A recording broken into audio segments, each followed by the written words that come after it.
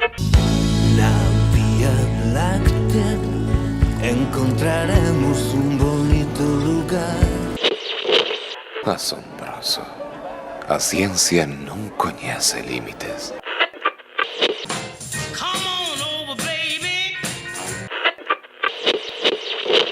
Acaba de sintonizar vostede Baleiro Perfecto.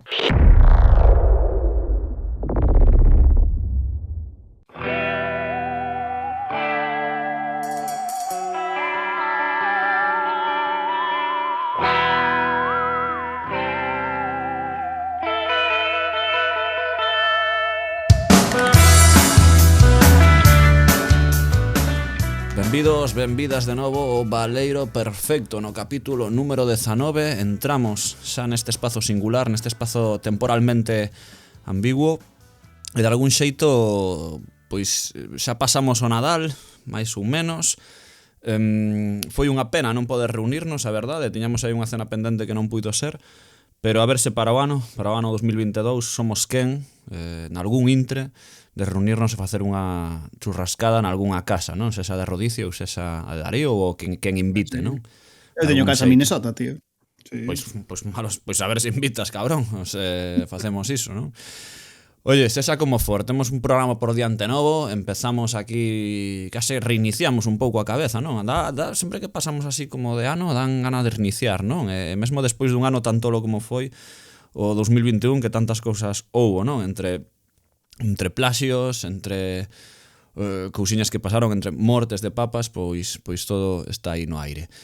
Hoxe temos un tema que eu creo que vai molar moito, ademais, ainda non imos desvelar aínda, porque sempre, se non sabes ler, é un momento moi misterioso todo este do comezo, se só lle diches o play, pero hai que presentar primeiro a banda, que a banda non cambiou, a banda é a de sempre, e ten que ser a de sempre. Empezamos presentando, por suposto, dende...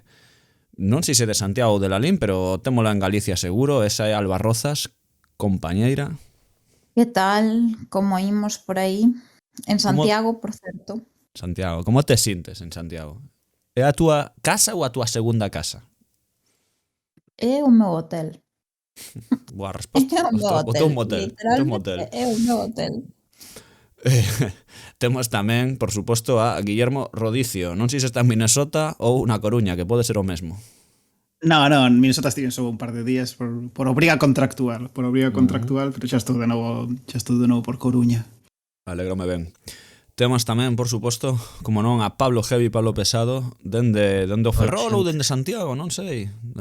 Todo en Ferrol agora. Penso que os 2 últimos días que estarei, pero sí, aproveitando o final das vacacións. Sempre bo estar polo norte. O norte está cheo de frío ou está cheo de ferroláns? Ti que opinas? Home, é unha falsa dicotomía, Carlos, por Deus. Non sei, depende de canto, non? Para arriba, no norte. No, frío non temos moito e ferroláns tampouco, verdade? Perdemos demografía rapidamente, así que non temos nada, en xeral. Estamos en descenso. Non temos nada. Temos neste espazo singular, temos a Darío NJ, a Darío Millota, compañeiro, que tal? Que tal? Boas tardes a todos. Un placer estar aquí de novo.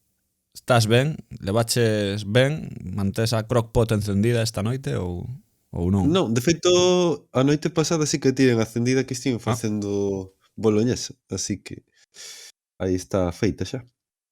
Préstame oír eso, de que hai comida. Por lo menos sí. Temos comida. Sexa como for, imos escoitar unha cita para seguir coa tradición, que non deben nunca romperse. Imos escoitar unha cita. Neste caso, creo que vai... En realidade, hai 2 citas neste programa que teñen relación coa temática, porque unha das frases de certa película, de certo director, do que falaremos logo probablemente, ou da película en sí, sai na intro do podcast, non? Esa a ciencia non coñece límites, non? Pois esas estades un pouco hábiles, saberedes de que película é despois de escoitar este podcast. Así que vou meter outra cita desa mesma cinta, xa que temos o galego, é unha sorte, e veña, a ver se seguimos falando.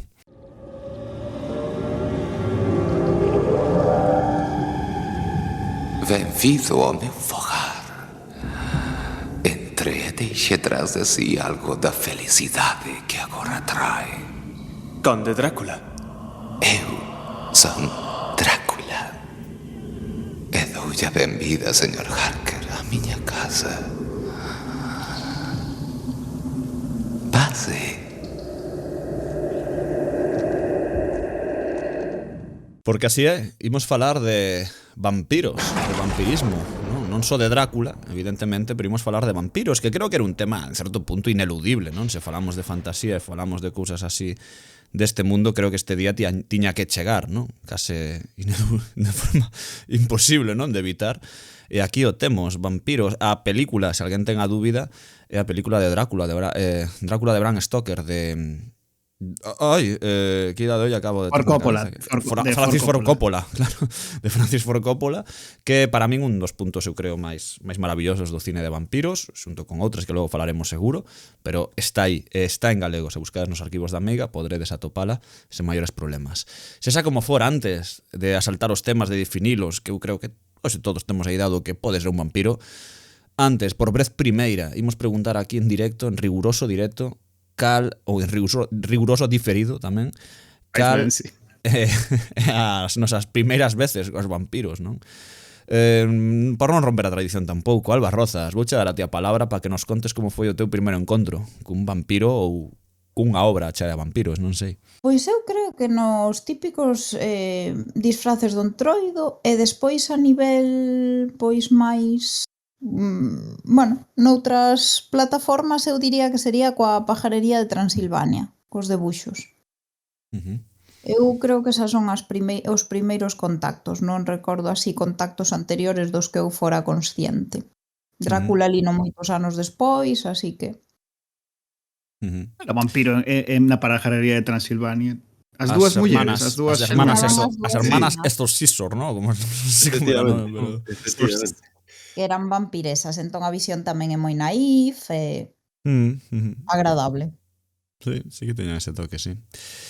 Guillermo, bueno, non sei se tes algunha historia destas túas que contar nesta ocasión. Agardo que sí. Ben, bueno, teño a miña primeira experiencia con vampiros. Vale. Claro, que tampouco vou contar outra cousa que non sexa a verdade, claro, básico. Evidentemente. Vale. A miña primeira experiencia foi no instituto, porque andaba como de ligoteo. De ligoteo de primeira parte da ESO, vai, o sea, que non era ligar, era máis ben como mensaxiños así por SMS, falar no Messenger e tal cunha chavala da miña clase que era unha vampira, vaya, que era abertamente unha vampira, sabíase, non era segredo nin nada. O pai vivía ali nunha casa na Zapateira e ela era vampira e viña a clase comigo. E a mí, pasaba esa época do instituto en que che gustan as rapadas así un pouco máis pálidas, de pelo negro e tal. Gustábame un montón e andaba sempre intentando falar con ela e ela dábame moito lareto no Messenger de noite porque ela sempre teña horario un pouco cambiado, pero despois de día en clase pasaba bastante de min en xeral, o sea que non... ao final acabou me dando calabazas porque eu creo que non lle gustaba tanto e coñín un pouco de manía, dende esas non tiña moita relación cos vampiros, que en Coruña hai bastantes vampiros, se vas ao club de tenis en Oleiros sempre teñen un horario de noite, sempre están xogando eles de noite e, famosamente hai varios altos cargos de executivos de Inditex que son vampiros, o sea, hai unha florecente comunidade vampiresa en Oleiros. Algo tiña escuitado xa por aí, deste asunto. Moi ben, de Oleiros pasamos a Ferrol. Pablo Pesado, tes a ti algunha... Bueno, como foi o teu primeiro encontro con seres desta natureza? Eu o primeiro non o lembro, pero sí que teño un recordo como moi grabado, que é dos 12 anos, que é de ir ver o cine a de Blade Trinity, a terceira da saga, que penso que logo non se fixeron máis. É un recordo bastante extraño, pero bueno, tamén indicativo da inocencia de... Non lembro moi ben a trama, porque iso, hai moitos anos que non a vexo, foi esa última vez. Pero como que a mala da película é como unha especie de raíña vampira e hai un momento que di unha frase que a min como que me chocara moitísimo. Día irónicamente, di algo así como eu teño cairos na cona, indicando que como o seu poder vampírico é na cona, non?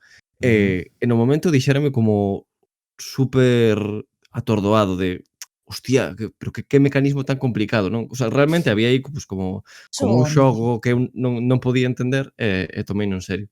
E Pero na despois, película, como? onde dixeches? Na película? Sí, en De Blade Blade Runner? Trinity. Eu creo que non No, era un no, xogo, Sí, sí, era pero literal, no, era no, literal.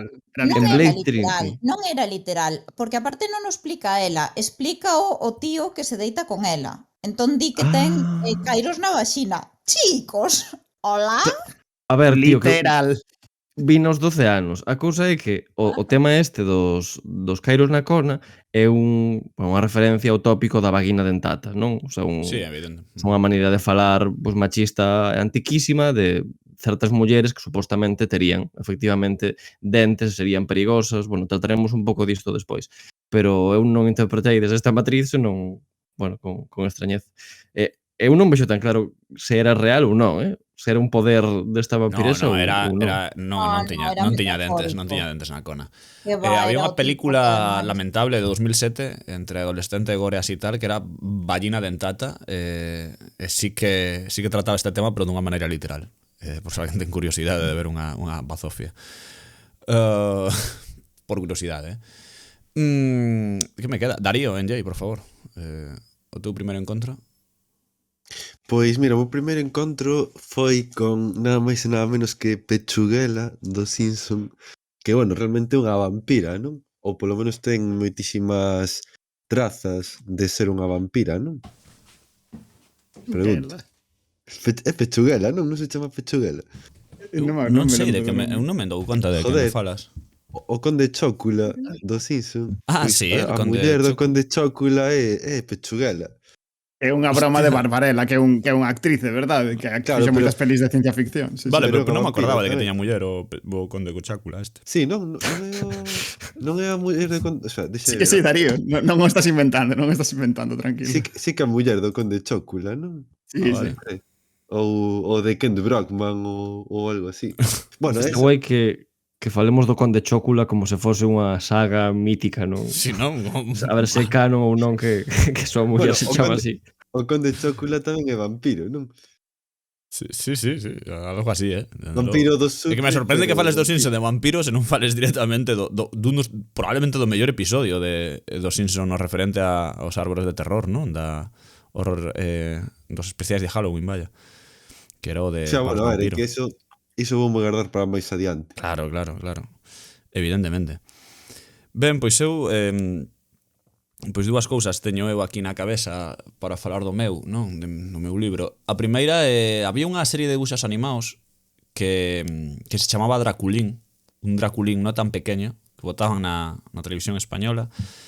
Intentei buscar, vese con unha produción francesa de hai 1000 anos, trataba dun Drácula semiadolescente, bueno, un vampiro adolescente color verde que tiña así certos problemillas, lo típico, así contaban a súa vida, non? Non teño moito recordo, pero sei que esta é a primeira vez, estou convencido de que entendín a figura del. Logo que dixo, algo gustoume tamén, o tema do carnaval, no? Do entroido, de como atopamos certas criaturas ou certas historias que nos chegan de vez primeira por aí, sempre, en certos monstros. Pero logo non quería desaproveitar a oportunidade para falar de Vladimir Dragosán, o Drácula de Pontevedra, porque non quero falar logo no programa, non? Cando xa estemos con outras pallas. Pero esta sí que me parecía interesante aportar de primeira, non? Se alguén non o coñece, en Pontevedra temos unha persoa que se chama Vladimir Dragosán, acá Rafael Pintos, acá Draculín, acá el Drácula de Pontevedra, etc. É un tipo que vai como un dandy, non? Vestido pola rúa, non? Ten un vestido moi ben, un sombrero de copa, o puro dandy, non? O dandismo exemplo peculiar e absoluto, non? Eleva o pico este no pelo, non? O pico de viúva, de Drácula tamén. Chegou un tempo en que colaborou na Telegaita, non? Moito tempo con John Balan, bueno, fixo cousiñas por aí. Se buscades Drácula de Pontevedra en YouTube xa entendedes todo, por se non coñecedes, inda que eu creo que bueno, o mellor era máis coñecido antes, non? Porque creo que se está perdendo un pouco xa a súa presencia ou misticismo na realidade xa.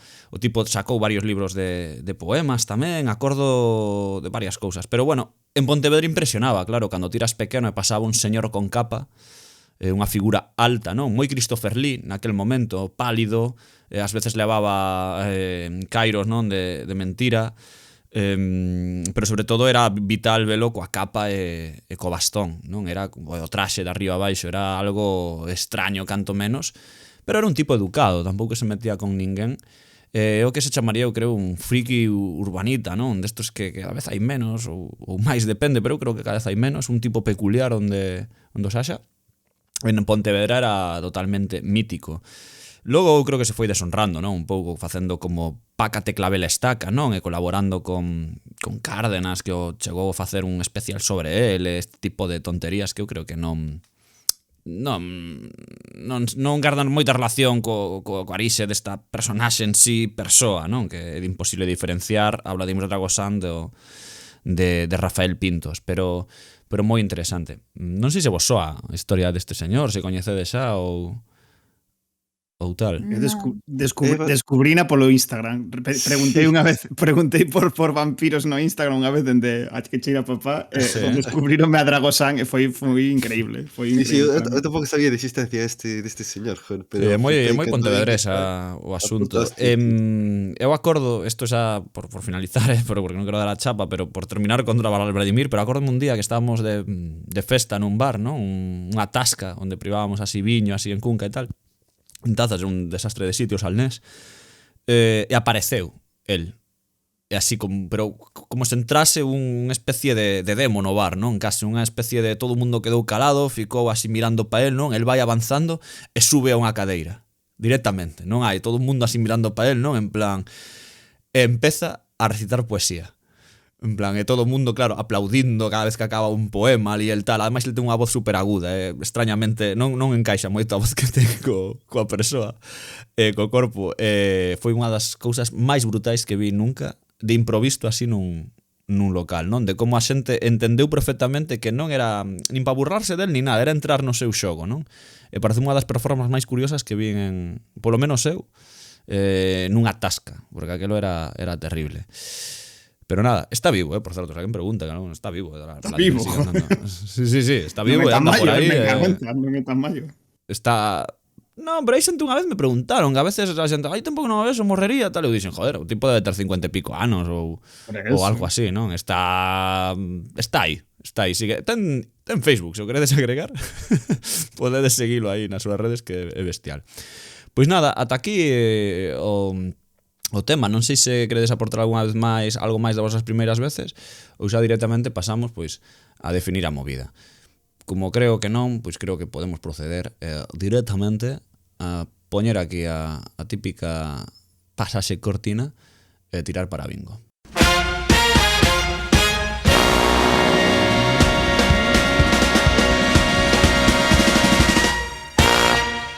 Veña vai, definindo a movida como sempre, que boa hora. Alba, tes ti a palabra, non podía ser de outro xeito. Pois imos logo, alá. Pois eu veño contarvos que o termo vampiro procede do francés vampire, que o tomou, non sei se se pronuncia así, imaginemos. Vampire. Para que vexades o meu francés suntuoso. Bueno, que o toma do alemán, que tampouco sei como se pronuncia, vampir. Correcto. Bueno, en calquera caso, no século tomo do alemán, que no século XVII adquire o da literatura serbia. E unha das primeiras aparicións desta palabra foi no ano 1047 nunha nota xunto á traducción ao cirílico do Vello Testamento. O concepto de vampiro, ademais, pode aludir a unha criatura mitolóxica, que é no que estamos pensando todos agora mesmo, ou a un animal real, e ademais ten un uso simbólico que se aplica a certos individuos reais, nomeadamente na literatura galega, que isto xa o contarei ao final.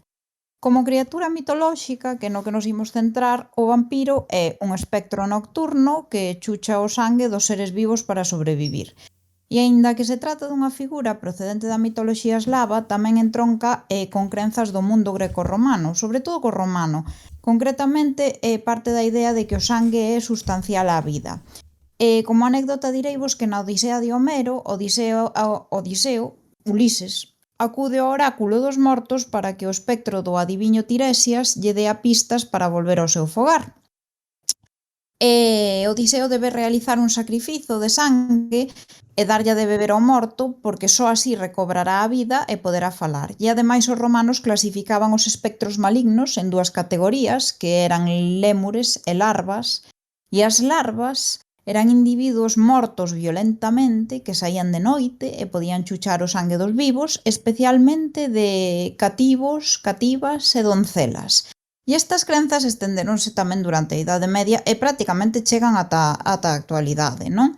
E en canto á presentación prototípica do vampiro, descríbense normalmente como seres con cairos afiados, con uñas longas e pel pálida, como dicía antes Rodicio, non proxectan sombra e non se reflicten nos espellos. E outras características máis ou menos prototípicas poden ser as seguintes, que dormen durante o día nun ataúde, que era o que pasaba, por exemplo, na pajarería de Transilvania, que son delgados e pálidos, que non soportan o allo, e por iso dá restra de allos ao pescozo con xente que intenta matalos ou espantalos, que odian as cruces porque se considera que teñen unha procedencia demoníaca, que lles causa mal a auga bendita, isto é consecuencia do anterior, e non poden entrar nas igrexas. E para acabar con eles, hai que lles cravar unha estaca de madeira no corazón. Considérase tamén que alguén se pode converter en vampiro porque foi mordido por unha maldición tras un delito, porque tivo unha morte violenta, porque o seu ritual funerario non se cumpriu adecuadamente ou Claro. porque estaba predisposto desde que naceu. Claro, non sabía o do delito, O do delito... Eu do delito tampouco. Un Esa é pouco. nova, Imagíname o Pero xuiz, bueno, foi aí. condenado a... Converterte en Te vampiro por condenan a ser malversación. vampiro. Eu imaginome que tamén será no contexto da época, quero dicir, non me imagino que sexa alguén que rouba un banco, nin algo tan moderno non me imagino. Bueno, eso pode ser en plan como unha especie de, o sea, como mítico castigo por pecado ou algo así, ¿no? Exactamente, que pensade que os delitos, pois na Idade Media ou así, todo iso estaba asociado, bueno, ya non hai tanto, estaba asociado, pois iso, ao pecado e ao atentar contra a igrexa, contra o dogma, etcétera, etcétera. Entón aí sí que me cadra o de bruxa, bueno, pois ti vampiro. Ti bruxa, ti vampiro. Sí, bruxa, Cousas tío. así. Pabliño, non? Ten algo que comentar. Si, eu penso que así como para vermos os vampiros non tanto como unha figura super concreta, senón como parte dun contexto máis largo, teríamos que entendelos como pois iso, unha parte do conxunto das criaturas sobrenaturais hematófagas, que son realmente un conxunto enorme, non? Eu penso que, de feito, é o trazo negativo máis común na caracterización pois isto dunha criatura sobrenatural que non é boa. Evidentemente as boas pois non chuchan o sangue. De feito, tanto é así que moitas criaturas que non adoitamos asociar ao chuchar o sangue aparecen descritas algunha vez como facendo este ataque, non? Porque é visto como algo terrible, como precisamente aquilo que as asocia pois, a animalidade, ao salvaxismo, ao mundo dos mortos. Neste sentido, vampiro poderíase considerar como unha categoría ampla que non só aúna os vampiros decimonónicos que nos coñecemos, senón tamén pois as lamias, os capas xaponeses, o Yarama Yaguó, un vampiro que atopei outro día buscando, que basicamente chucha polas mans, é unha criatura hematófaga australiana. En fin, Mimoso. Buah. sí, a verdade, non ten boca, ademais. A cousa é que é normal que a tematización do sangue humano fose tan terrorífica, que nos resultase tan reactiva, porque o cabo é a única substancia do noso corpo que adoitamos ver con bastante frecuencia fora, non? A única parte do noso interior que sae de nós. E por iso mesmo pon un pouco en cuestión as dicotomías do interior, do exterior, do eu e do mundo, ou do corpo e da alma, non? É como esa substancia que circula entre dous planos que nos incomoda que non estean ben delimitados. Sí, de O que feito, cando... realmente... Sí, Bueno, perdón, Rodicio, dime. Pensaba que, no, como comentario, pensaba que, de feito, cando lees cousas antigas, textos antigos sobre os vampiros, moitas veces parece, case ás veces, que se emprega o termo sangue case como se fose un sinónimo de alma. Entón, como que conectaría un pouco con outras figuras que o que che rouban é a alma. E aquí pensas ata, eu que sei, ata a Santa Compaña sería vampírica nese sentido, non? A ver, eu penso que hai que afinar un pouco máis. Os vampiros o que che chuchan é a enerxía vital que normalmente aparece representada a través do sangue, porque se non che circula o sangue que estás morto, entón xa non tes enerxía vital. Non non me parece que sexa tan extenso como o da Alma, pero evidentemente pois sí que hai unha relación Eu moi penso que próxima. Penso que é un pouco complicado delimitar tan claramente que é o que fai un vampiro, non? Porque na realidade estas criaturas circulan en moitísimas variacións, con distintos nomes, con distinto xénero, con funcións tamén distintas, non? Eu penso que o que é rechamante realmente é que o vampiro se formalizase tanto, é dicir, que adoptase unha figura fixa unha serie de características moi determinadas que son as que describiu Alba anteriormente. Isto ten un pouco que ver cunha serie de procesos que teñen lugar no século XIX.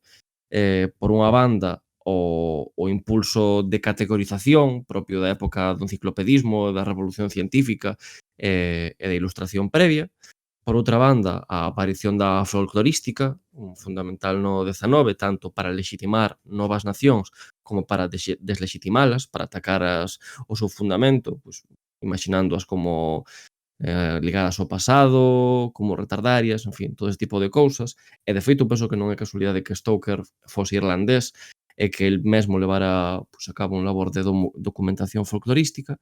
E, por último, o último proceso que penso que ten moita incidencia aquí e que é importante poñer no primeiro plano é o aumento do mercado do libro, non? Porque anteriormente as persoas que sabían ler e que podían acceder a literatura eran moi poucas, mas a partir de que se vai alfabetizando a poboación, pois van coñecendo máis o que se publica. E, por tanto, as figuras mitolóxicas, como acceden a través delas, o sea, como acceden a elas a través do libro, pois van collendo como, isto é determinada criatura, non? Vaise centralizando a imaginación, por dicilo de algunha maneira. Antes, Sí, como vos comentaba, todo era moito máis móvil, non? O lobisome tamén se dicía que podía beber sangue, ou mesmo as meigas no caso galego. De feito, Risco dicía que orixinariamente a figura que chuchaba o sangue era Lamia, pero que como que a poboación perdera o interese nesa figura e comezara a sincretizala coa da meiga, non? Nesta cousa da meiga chuchona que chegaría despois. sí, é Queres dicir guai algo, verdade, porque Rodicio? porque sobre o tema precisamente da cultura do libro é que a creación por parte de Bram Stoker da figura do Drácula no seu libro de Drácula é moi libresca, mesmo dende a perspectiva da creación do mesmo. Hai peña que é moi friki como da historia da historia de Drácula en particular, que fixo como un estudo de cales foron os libros que Stoker sacou da biblioteca na época en que estaba creando Drácula, pormenorizados. Hai un documental guai da BBC con Mark Gatiss onde aparecen, o sea, presentache os libros e mira, literalmente sabemos que Bram Stoker sacou este libro X día de tal ano e mira, nesta páxina onde aparece mencionada a palabra Drácula está como marcada que doblou a folla, sabes? Entón que Hostia. claro, que a creación de Drácula é moi libresca no sentido de que el bebeu moito de recollidas etnográficas que xa estaban previamente feitas por outros, e de aí bebeu. E que se mestura de feito na creación de Drácula os dous elementos, por unha banda o que pode ser máis ou menos o estudo folclórico, pero por outra banda tamén as crónicas de viaxes, que tamén empezaban a ser moi habituais a partir do século XIX, que antes non se tiña acceso a ese coñecemento de outras partes do mundo. E na creación decimonónica do Drácula mestúrase eso, non? Como unha figura que ao mesmo tempo é máis ou menos coñecida por parte do pobo, que todo o mundo máis ou menos tiña como ese mito vivinte, pero tamén un punto exótico de que vive nos Cárpatos, vive en Transilvania, e mestura esas dúas ideas, non? A das crónicas de viaxe, que son unha cousa de aventura, con unha parte etnográfica. Eu Totalmente. creo que é importante o que fala aí, Rodicio, que di da concepción de Drácula ou do libro de Drácula máis ben como un punto de varias cousas, porque non hai que esquecer, eu sempre creo que na actualidade se esqueceu de que Drácula é un libro de terror. Ainda que hoxe se interpretado máis como unha novela, hai xente que mesmo di de aventuras, cheguei a velo, non? Pero unha novela que a día de hoxe non dá tanto medo como procuraba dar no seu día no caso de Bram Stoker. En ese sentido creo que é interesante ver a evolución. Se a les hoxe, que ainda non hai tanto que alín, por exemplo, eu, síntese especialmente fresca na súa escritura, quero decir, estas portas do século XX, pero se te di, o sea, a min se me dixeran que este libro se foi escrito en 1960 ou 70, compraría bastante ben o argumento, quero decir, parece unha escritura moi moderna, que mesmo plantan moitas das sementes do terror, da novela digo da novela de aventura, da novela, máis que novela de aventura, diría novela de suspense, novela de, o que diste hai partes de novela de viaxes, non? O propio diario no que está escrito, as varias partes nas que está escrita a novela, non? En diferentes voces. Pareceme un libro super interesante, pero o que quero dicir é que a xente debería ler Drácula se alguén non o liu por aí, porque unha novela super fresca a día de hoxe. Pareceme super interesante ver como Bram Stoker hai unha novela que ten xa máis de 100 anos e non aparenta bueno, ten case 120, vaya, máis de 120, non aparenta para nada Para mí está no na top dinámica. 10 de libros que lín mellores. Sí, probablemente. Eu si o metería para mí tamén, está no no meu top top. 10. Hai unha cousa moi interesante das que apuntas, Carlos. Bueno, son dúas que penso que están ligadas. Unha, o feito de que é unha obra relativamente tardía dentro do século XIX, creo que do 97, e, por outra, o feito de que, de alguma maneira, perderonse certas cousas que comentaba Drácula e que hoxe, polas mudanzas nos nosos horizontes de sentido, digamos, xa non vemos tan claramente. E unha que penso que é central é a cuestión da moral, non? É unha obra que prácticamente clausura o período victoriano e postúlase en relación a unha moral moi férrea de autocontrol. Ao final, o que está a tematizar Drácula é o medo a perdermos ese control sobre as nosas paixóns, sobre os nosos sentimentos e converternos en criaturas que non son capaces de contelas, non? Na hematofaxia mítica tradicional, o terror é a que nos rouben o sangue, pero Drácula engade un novo terror, que é o feito de convertérmonos nesa nova criatura, non? Que non é capaz de controlar a gula, non é capaz de controlar a luxuria, e mesmo tampouco a avaricia, non? Porque viven en entornos pois fastuosos, que acumulan grandes riquezas. En fin, penso que esta é unha cuestión que Drácula estaba a enfrontar, non teño moi claro desde que posicionamento moral, mas que sen dúbida para un lector da época o terror en gran medida viña de aí, non? Do medo á perda de control.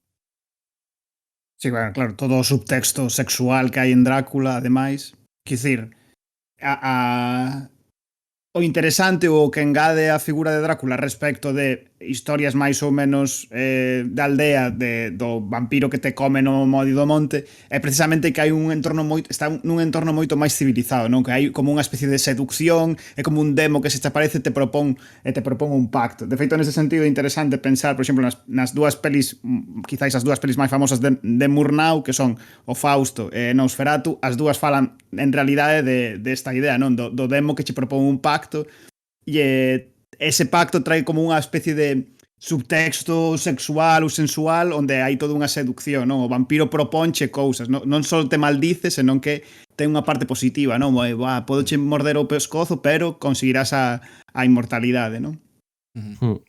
Totalmente. Ademais o pescozo, non? Que, quero dicir, é unha parte anatómicamente que podemos relacionar facilmente co sexo ou coa atracción ou coa intimidade, non? En plan, hai unha evidente relación entre isto, ademais moi explotada cos anos logo vindeiros, non? Dentro do mito vampírico, pero que é a sexualidade pura, non? O tema do vampiro que enamora, o vampiro seductor, a propia sexualidade humana en relación co sangue, todo iso está aí, non? É moi eu creo realmente que é moi interesante, non? Porque a día de hoxe creo que moitas das películas de vampiros e tal, hai sempre como un punto de moi sexual, digo, incluso falamos, o sea, vemos en Blade, por exemplo, os vampiros, por poñer un exemplo, pero podría poñer outros, pero en Blade son moitas veces vampiros moi sexuales tamén, non? A relación que manteñen entre eles, así, unha cousa sempre de ás veces de poliamor, de medio orxías, de rabes que non acaban, non sei se me entendedes por onde vou, pero creo que percibo, non? Dende o primeiro inicio o tema. De todas maneiras, aínda que no do pescozo evidentemente é unha connotación sexual, penso que tamén é unha connotación de pura depredación, non? Porque a maior parte sí. de depredadores saben localizar o pescozo e atacar os puntos vitais, vaya. Entón, desde ese punto de vista é lóxico que o vampiro ataque a zona máis débil, é dicir, onde pode matar. Sí, joder, de eso, na idea do pacto hai unha novela moi guapa que se chama A forza da súa mirada de Tim Powers, que como que recolle esta idea, o sea, que fai unha revisitación do mito do vampiro mesturando co da lamia, non? Que é unha figura que mencionaban tamén antes Antesalva, que é unha novela moi guai. Recomendo se alguén lle pica a curiosidade, porque é como que imagina unha especie de ucronía onde Keats, Byron e Shelley, como tres grandes poetas ingleses do 19, conseguían escribir gran poesía romántica porque facían un pacto coas lamias, que estas dabanlle esa posibilidade de entrar como no trance do escritor, chuchándolles o sangue, pero isto a longo prazo acababaos pois matando, non? Acababan como se estivesen con tuberculose, non? E que de feito foi o que matou a Keats. E hai como unha mestura das súas vidas reais coas posibilidades de que toda a súa vida real estivese afectada por este pacto coas lamias, que está guapísima. É unha novela que, joder, que mola un montón. E entronca con esta idea, non, do pacto. Pero neste caso sería para poder escribir poesía. Unha cosa así. Hostia, teño mucha nota, teño que O anotarlo. pacto malo, totalmente. Pacto malo. Claro. O pacto dos pobres, totalmente. Sí, sí. Sí. De todas maneiras, eu penso que hai outra cuestión pois, política ou de interpretación así un pouco máis sutil da figura do vampiro que é importante traer á tona. Eu vina nun ensaio moi raro dun teórico marxista da literatura que se chama Juan Carlos Rodríguez. A verdade é que o lin hai moito, non o lembro ben, entón vou reinterpretar un pouco. A cousa é que facía unha análise altuseriana e medio psicoanalítica da figura do vampiro. E viña a dicir, é unha lectura así, xa vos digo, como moi miúda, teóricamente moi densa, máis simplificando, que a imaginación sobre o vampirismo tiña de seu algo a ver coa imaginación burguesa en xeral sobre o feudalismo, non? Como que caído o antigo réxime, as ideoloxías aristocráticas foran refiguradas pola burguesía e ás veces pois exaxeradas, levadas ao extremo, cunha mestura entre desprezo, mais tamén adoración, non? Por esa sociedade impráctica dada ao luxo a literatura. En este sentido, Drácula non deixaba de ser unha sorte de radicalización de todos eses tropos típicos da novela histórica europea, por exemplo, non? Como aristócrata sublimado. Está tan asociado, por exemplo, á institución do pazo ou do castelo que non pode abandonalo. Ten que volver reiteradamente para dormir nel e xa non é unha casa, senón unha sorte dun ataúde incluso, ou dun centro de operacións. É tan poderoso como a propia aristocracia que xa non é só temido pois, polos aldeanos do arredor, senón por todo o país, non? Que estende un terror que vai pois, máis aló de toda a fronteira. Aliméntase do sangue campesiño, que transparentemente é unha mención ao roubo do esforzo do traballo popular, e, finalmente, pola mestura de terror, mais tamén de adoración que causa nos seus veciños, é transformado en algo que xa nin sequera é humano, non?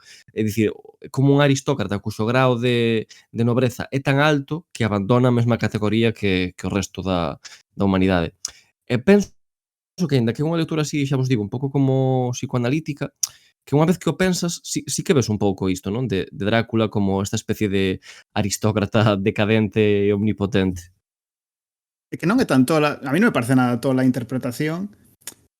Se ademais pensas que Drácula é como a figura central do que é a literatura gótica, ou sí, como o gran protagonista da literatura gótica, porque de novo, contextualizando históricamente o libro de Bram Stoker, o que comentas ti de resignificar ou colocar por debaixo a nobreza é como o tema fulcral da literatura do século XIX, a finais do XIX, en realidade, que cando se publica Drácula, toda esta loita en gran medida xa está gañada pola burguesía, que relegou claramente a antiga nobreza dentro do que era o novo réxime, despois da caída do antigo réxime. En este sentido pode entenderse ata Drácula como unha especie de, non parodia no sentido cómico, pero sí como unha exageración de todos os caracteres do que se foi facendo durante as décadas anteriores para poñer a parir a nobreza, como que andí, non? E en ese sentido Drácula, pues eso, simboliza toda a literatura gótica que, eu que sei, nace desa pulsión. Pensas na familia de Asher de Poe, os antigos oropeles da nobreza, pois agora son ecos do pasado, e entón hai aí como unha semente para o terror, non? O meu conto favorito é ver, a caída da casa Asher. Puta hostia. Verdade. Hai un... Sí. Perdón, se seguías, No, di, comenta. Non, que todos os tropos dos que fomos falando, non? Das interpretacións vampíricas, a mí unha das cousas é o popular, non? Que é o vampiro na nosa vida ou nas nosas historias ou sempre xa sabedes que caigo un pouco nestas historias, non? De entender os mitos como populares ou non populares, pero a verdade é que o do vampiro é algo fondamente popular e sobre todo o que tamén é popular, falábamos un día, acórdome, das leis da robótica, non? O coñecidas que eran en xeral, non? Mesmo para os profanos na materia, pero é que o de Drácula ou dos vampiros en xeral é como algo super elevado, non? É casi ao nivel dos zombies ou dos mortos vivintes, que hai certa relación entre uns e outros, evidentemente, non? O exército de Drácula, non? Os que crea de non mortos e tal. Pero é certo que as leis que mandamos antes, non? Leis ou normas ou trazos, non? Que definen ao vampiro, sorpréndeme brutalmente, como se diría, normalizados que están, non? O tema do sol, o tema dos crucifixos, o tema da medio vestimenta, mesmo, por suposto, todos baseados moito en Drácula, non? É certo que aquí Drácula é un antes e un despois, e por suposto o cine, sobre todo encarnado por Christopher Lee, é o que define, creo, o Drácula máis coñecido polo pobo. Pero sí que me atrae moitísimo esa idea sempre de que da cantidade de coñecemento inútil, entre aspas, non? Como falamos con Cunqueiro, que provoca o vampirismo, non? De todos sabemos como matar a un vampiro. É que estou convencido de que o 90% da poboación occidental sabe como matar a un vampiro, non? E iso algo absolutamente velo, creo, vaya. Unha E pequena ainda así, reflexión. e ainda do popular que é hoxe, fundamentalmente popular pola vía do cine, porque se pensas na literatura galega, por exemplo, é unha figura de chegada tardías, en todo caso tardía, porque claro, se pensas, por que a principios do século XX estábase facendo Drácula, xa había versións no cine en Estados Unidos e tal. En cambio aquí non había como os condicionantes materiais para que nacese a literatura de terror, porque ainda vivíamos nunha sociedade que, sobre todo no rural, era moi era moi parecido ao que podía ser o antigo réxime, e aínda non existían os condicionantes para poder mirar a casa gótica abandonada e imaginar historias de un conde que vive ali. Claro, o conde era un tío real que aínda tiña poder sobre ti, entón non podía ser Drácula, sabes? Exactamente. É curioso, non? Porque se te fixas, o libro sai en 1897, non? Moi pouquiño tempo despois temos Nosferatu, que debe ser do 1920 poucos, 22 o mellor. O sea, non pasan casi nin 20 anos. Pasan, pero case non, de entre o libro e a primeira adaptación, por certo, das máis míticas, non? Como Nosferatu. Pero é curioso o rápido que o cinema escolla directamente a facer deste vampiro unha das súas iconas, non? Dentro das primeiras producións do cinema, faíseme super especial, vaya, o sea, é que non sei se a xente pensa que eu polo menos a miña cabeza sempre traballo un pouco cos tempos, non? E o finais do século XIX sempre me trabuca moitísimo, non sei por que parece que o vexo moi lonxe e realmente non está tan lonxe, non? E no caso de Nosferatu é que nada, hai 20 anos entre o libro e a primeira película, que me parece unha barbaridade a nivel escolla de historias para contar no cinema, que está nacendo como quen di. Que estaba de moda o xénero, Total, sí. Non, había un montón de escritores triunfando entre aspas, non sei, co xénero do terror gótico. Total. Máis cousiñas por aí temos. Darío, non sei se tiñas ti algo que traernos aquí, creo que sí. Estás moi calado, hoxe. Está directa. Pero es que está directamente calado. Non se me quitaba a cousa. Nada, que, bueno, aparte do que comentades, joder, así de cultura popular tamén está a entrevista ao vampiro, non? Por Brad Pitt, que, joder, é unha das películas tamén, eu creo que referencia do tema do vampirismo. E logo, pois, eu quería mencionar un pouco ten o tema do folclore non europeo, non? Como o tema do que é o folclore africano en concreto, que, bueno, que realmente o que son varias comunidades de África, pois teñen como contos populares que aparecen con seres que teñen habilidade, ou sea, certas habilidades pois vampíricas, non? Como pode ser o pobo Ashanti, non? Que ten unha figura que se chama Sambo Sam, que ten dentes de ferro e que habita nas árbores, e logo o pobo Ewe ten o Atse, non? Que adopta a forma dun vagalume e que caza nenos, non? Outras formas como poden ser tamén na rexión do Cabo, como Impundulo, non? Que como que adopta a forma dun paxaro grande e convoca pois tronos e lóstregos. E logo en Madagascar existe o Ramanga, non? Que é un foraxido ou un vampiro íntimo que que o que adoita facer é beber o sangue e comerse recortes de uñas de nobres, que por certo é bastante curioso tamén. Guapo, que guapo. Que gusto tan específico, non? Sí. Dos vos, En plan, igual un vampiro gourmet. E logo en África Oriental... un chef dos que Chupa chamamos. uñas. Logo na África colonial, pois había como rumores de que os empregados do Estado, como por exemplo os bombeiros, que eran vampiros, non? Que en Swahili era Guazimamoto, creo que se chama. Entón, pois así como o Estado como vampiros, a verdade é que pensei no ben e dixen, joder, igual os africanos orientais nesta época as colonias comparten unha forma de pensar moi parecido aos liberais de hoxe, non? Que ven o Estado tamén como vampiros, non? No, bueno, creo que logo afondando Os no pozo, funcionarios, creo que hai algunha cousa desa da que podremos estrear algo dai, do tema este de política vampírica. É que esta hipótese que sí. comenta de de que desde as poboacións africanas colonizadas visen o Estado como un vampiro, a verdade é que é bastante lóxico, non? Porque ademais esa idea do vampiro como o ser que nos domina tamén está ao chamarmos vampiros, pois eu que sei, os banqueiros, non? Entón, penso que é unha asociación típica, en xeral usalo para referir o dominador. E pode ter que ver co iso que falábamos do fundamento aristocrático, non? Do vampirismo. No fondo, Totalmente. as figuras, o que falabas, os hematófagos, que, joder, a palabra é bastante guapa en realidad, son como unha figura que existe en case todas as partes do mundo e ahora máis tamén pola relación con poderes extranxeiros. Hai un caso moi loco nas Filipinas, do que non vou entrar en detalles porque dediquei unha sección no Tigre do Futuro e podedes escoitalo ali, pero só vou apuntar que a CIA aproveitou unha figura vampírica nas Filipinas para loitar contra as guerrillas comunistas. Aí o deixo. Bonito. Bueno, aquí fixose algo parecido, non me acordan que guerra fora, creo que contra os franceses, que se usara a Santa Compaña. En serio? Sí. Bueno, Agora mesmo non hai unha recordo. novela... perdón, Alba, Didi. Que agora non recordo a referencia, pero sí que sé para expulsar, creo que fora os franceses, que se disfrazaran os daqui, que se envolveran, que se disfrazaran, que se fixeran pasar por almas da Santa Compaña para despexar, non sei se fora un castelo ou algo así. Teño reminiscencias de algo que lin. Interesante anotación, Esa era a anécdota. Ia dicir que hai unha novela, bueno, moi coñecida, que é El reino deste mundo, de Alejo Carpentier, onde trata este tema, non? De como na Revolución Haitiana as poboacións empregaron a figura da licantropía para facer a revolución, non? E crear liderados carismáticos como...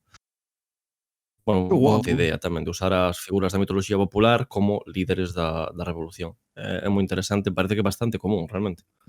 Sí, e despois eu tamén recordo un relato de Robert E. Howard que é un dos meus favoritos, que un rei picto para enfrontarse aos romanos o que fai é invocar criaturas do submundo pictas, que son as que lle permiten gañar a guerra aos romanos. Entón vai nesa liña tamén. O sea, eu creo que é algo, un recurso recorrente. Bueno, pois como xa estamos aquí afondando un pouquiño, damos paso, ¿no? Directamente afondando no pozo e seguimos quedando polas galerías.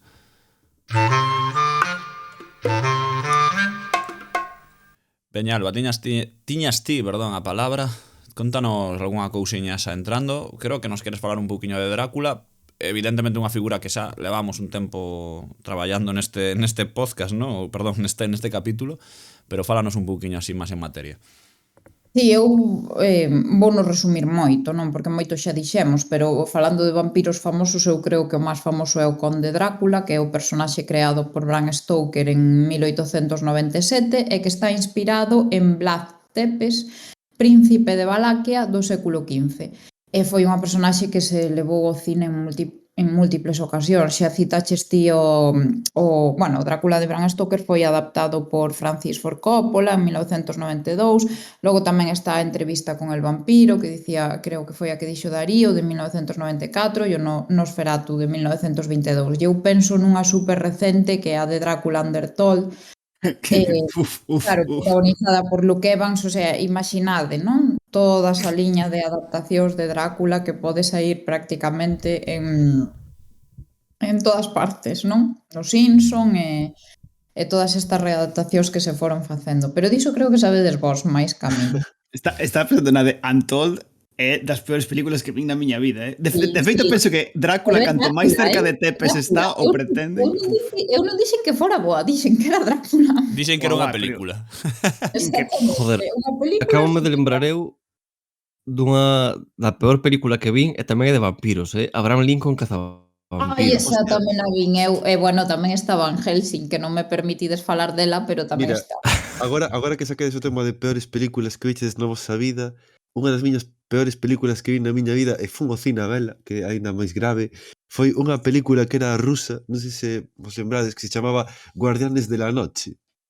Pero é de vampiros. Guardianes de la Noche. Era tan mala que no cine comezamos, había unha escena como super ridícula e comezamos a partirnos todos o cu os que fomos e saímos do cine dicindo claro, isto propuxémonos porque o tráiler estaba guapísimo, claro, con 11 anos ou 12 creo que tiña eu, espera, deixeme ver de cano tiña 15 anos, claro, ves o tráiler, parece aí guapísimo, logo vas ao cine, era unha puta merda, e claro, como eliximos nosa película, elixín eu a película, Grande. tiven que soportar bastantes vaciles despois dos colegas, en plan, grazas por este peliculón, tal. Bueno, se borriste sin da boe, tío, o sea... Pero sí, o sea, está situada en Moscú, no ano 92, o sea, que a Pero son película... vampiros, hai vampiros. Que sí. Ah, vale. O sea, comeza como no 92 e despois, 12 anos despois, en 2004.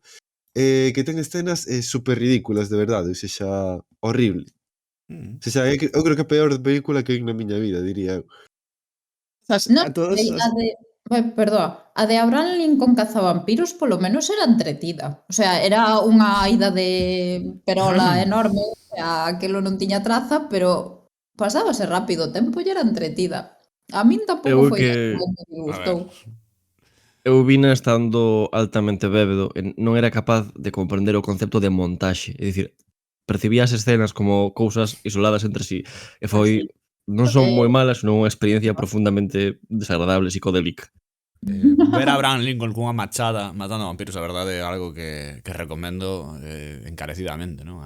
Uf, no, é horrible, é horrible. É horrible, é horrible. A película é moi Non a mala. podemos recomendar, non a podemos recomendar. Podemos recomendala se buscas iso. Hai xente tamén, hai un momento que dis, vamos ver pelis malísimas. Esta é unha. O sea, sen dúbida. Hai moitas pelis moi malas de vampiros, conste. Estabas falando, poñemos aquí algunhas, pero hai moitas moi malas sobre a temática vampírica e tal. Creo, no conxunto, que realmente, normalmente, as pelis de vampiros suelen ser bastante malas, moitas. Moitas delas. Algún hai boa, pero moitas son moi malas tamén. Creo que na inmensa maioría das que vin eu, polo menos das que máis recordo teño. Entón hai que escoller sabiamente, non? Como quen diría. Sí, supoño que porque como que é fácil caer no ridículo, no exagerado ou coller os elementos da historia e non sei, non entendelos ou facer como cousas un pouco non sei, idas de pinza con elas. Pero ainda así, se pensas en que todas as iteracións das pelis, mesmo as malas, son interesantes dende a perspectiva da construcción do mito, porque falaba antes das reglas dos vampiros, e en realidade moitas das reglas que hoxe nos parecen máis ou menos establecidas ni sequera están na peli de Bram Stoker, na novela de Bram Stoker, senón que foron introducidas por algunhas películas e polo que sexa, como que triunfaron e foron desenvolvidas. Penso, por exemplo, en Nosferatu, na de Murnau que falábamos antes, é a primeira vez que o sol mata a Drácula. Antes non, o sol non lle facía dano, non lle gustaba sair de día porque sí, pero non lle facía dano. Ou, por exemplo, o mítico colo subido da capa de Drácula é como quen di un fósil dun efecto práctico que querían facer na peli de Lugosi e necesitaban que non se lle vise a cabeza nun momento, entón subironlle moito o colo da capa, non? Ou, por exemplo, os míticos cairos de vampiro aparecen por primeira vez nunha versión turca de Drácula. Joder, que incluso nas pelis malas pode estar o xermolo da seguinte característica típica de Drácula, Sí, ademais, a mí o que me gusta moito ás veces do cine ou das obras en xeral cando evolucionan os mitos é buscar trampas ao mito, non? Ou incorporar novos elementos máis modernos algún ou simplemente novos sitios do mundo. Vou poñer dos exemplos. En Blade hai un momento en que simplemente botan crema solar, en plan, e xa está. Xa con iso conseguimos aguantar algo debaixo máis tempo do sol e tal, ou poñer trases de coiro, non? Que non nos ten a pel, que ten a súa graza. Pero hai, por exemplo, unha película que creo que esta sí que a podo recomendar e que me pareceu interesante no seu día, que era 28 días de oscuridade, que afondan nunha idea moi simple, que era eses vampiros fosen a un sitio onde hai 6 meses de noite o ano, non? E van a creo que era un pobo en Alaska, non? Onde realmente creo que eran 4 ou 5 meses, non? De noite. Entón tiñan evidentemente unha ventaxa pois bastante evidente sobre a poboación, non? É unha peli non boa, non vou dicir que é boa, pero creo que esa idea, non? De levar os vampiros a un terreo onde hai unha noite continua durante un tempo exageradamente longo é moi interesante, non? E iso sí que me pareceu curioso de como iso atopamos as trampas, non? Do vampiro e atopamos novas vías ou novos escenarios para el, non? Sí. Agora que falas de Blade, eu penso que hai aí outra destas convencións que de repente aparecen da nada en películas así máis de serie B e quedan definitivamente. É a idea do vampiro, o vampiro bo, non? O vampiro guerreiro. Blade, antes das películas, evidentemente, procede de Marvel, non? E esta idea precisamente relacionada co autocontrol victoriano do vampiro que logra ultrapasar os seus impulsos, domínaos e convértese nunha especie de monxe guerreiro que domestica iso, a súa fame, non? É un concepto que foi como super rendible en xeral na ficción e que mesmo foi para outros formatos, especialmente na cultura xaponesa. Isto chama un pouco a atención. É unha cousa que non me gusta moito caer nela, ou dicir que, por exemplo, pode ter que ver coa concepción moral xaponesa, coa filosofía do autocontrol, porque ao final é un pouco falar dunha cultura que non coñeces, que che queda moi lonxe da que falas de oídas, non? Pero sí que é certo que, sobre todo no anime, esta idea do ser que consegue os poderes do inimigo, do terrorífico, do monstruoso, e capaz de dominalos é super rendível, non? Está en Tokyo Ghoul ou en Attack on Titan, por poñer dous animes así de moito suceso últimamente, mas tamén en videoxogos recentes como Code Vein, que directamente son vampiros, e tamén no Guilty Gear, que saiu o ano pasado, que un dos loitadores é unha especie de vampiro samurai que leva unha máscara para controlar a sede. É un tópico que non ten moito tempo de duración, pero iso que apareceu iso con Blade en Marvel e que se estendeu profusísimamente. E que en realidad é super conservador, É un tropo, é a versión máis conservadora, eu creo, do vampiro. Porque no fondo é como decir, non, a ver, xente, non, ninguén é malo de todo. En realidade, o tipo, se fose a rehabilitación, conseguiría superarse, sabes? Biopolítica. Xa que falas de vampiros guerreiros, joder, en Van Helsing, eu creo que é unha das do argumento da película, non? Que loitan contra os vampiros, non? Así que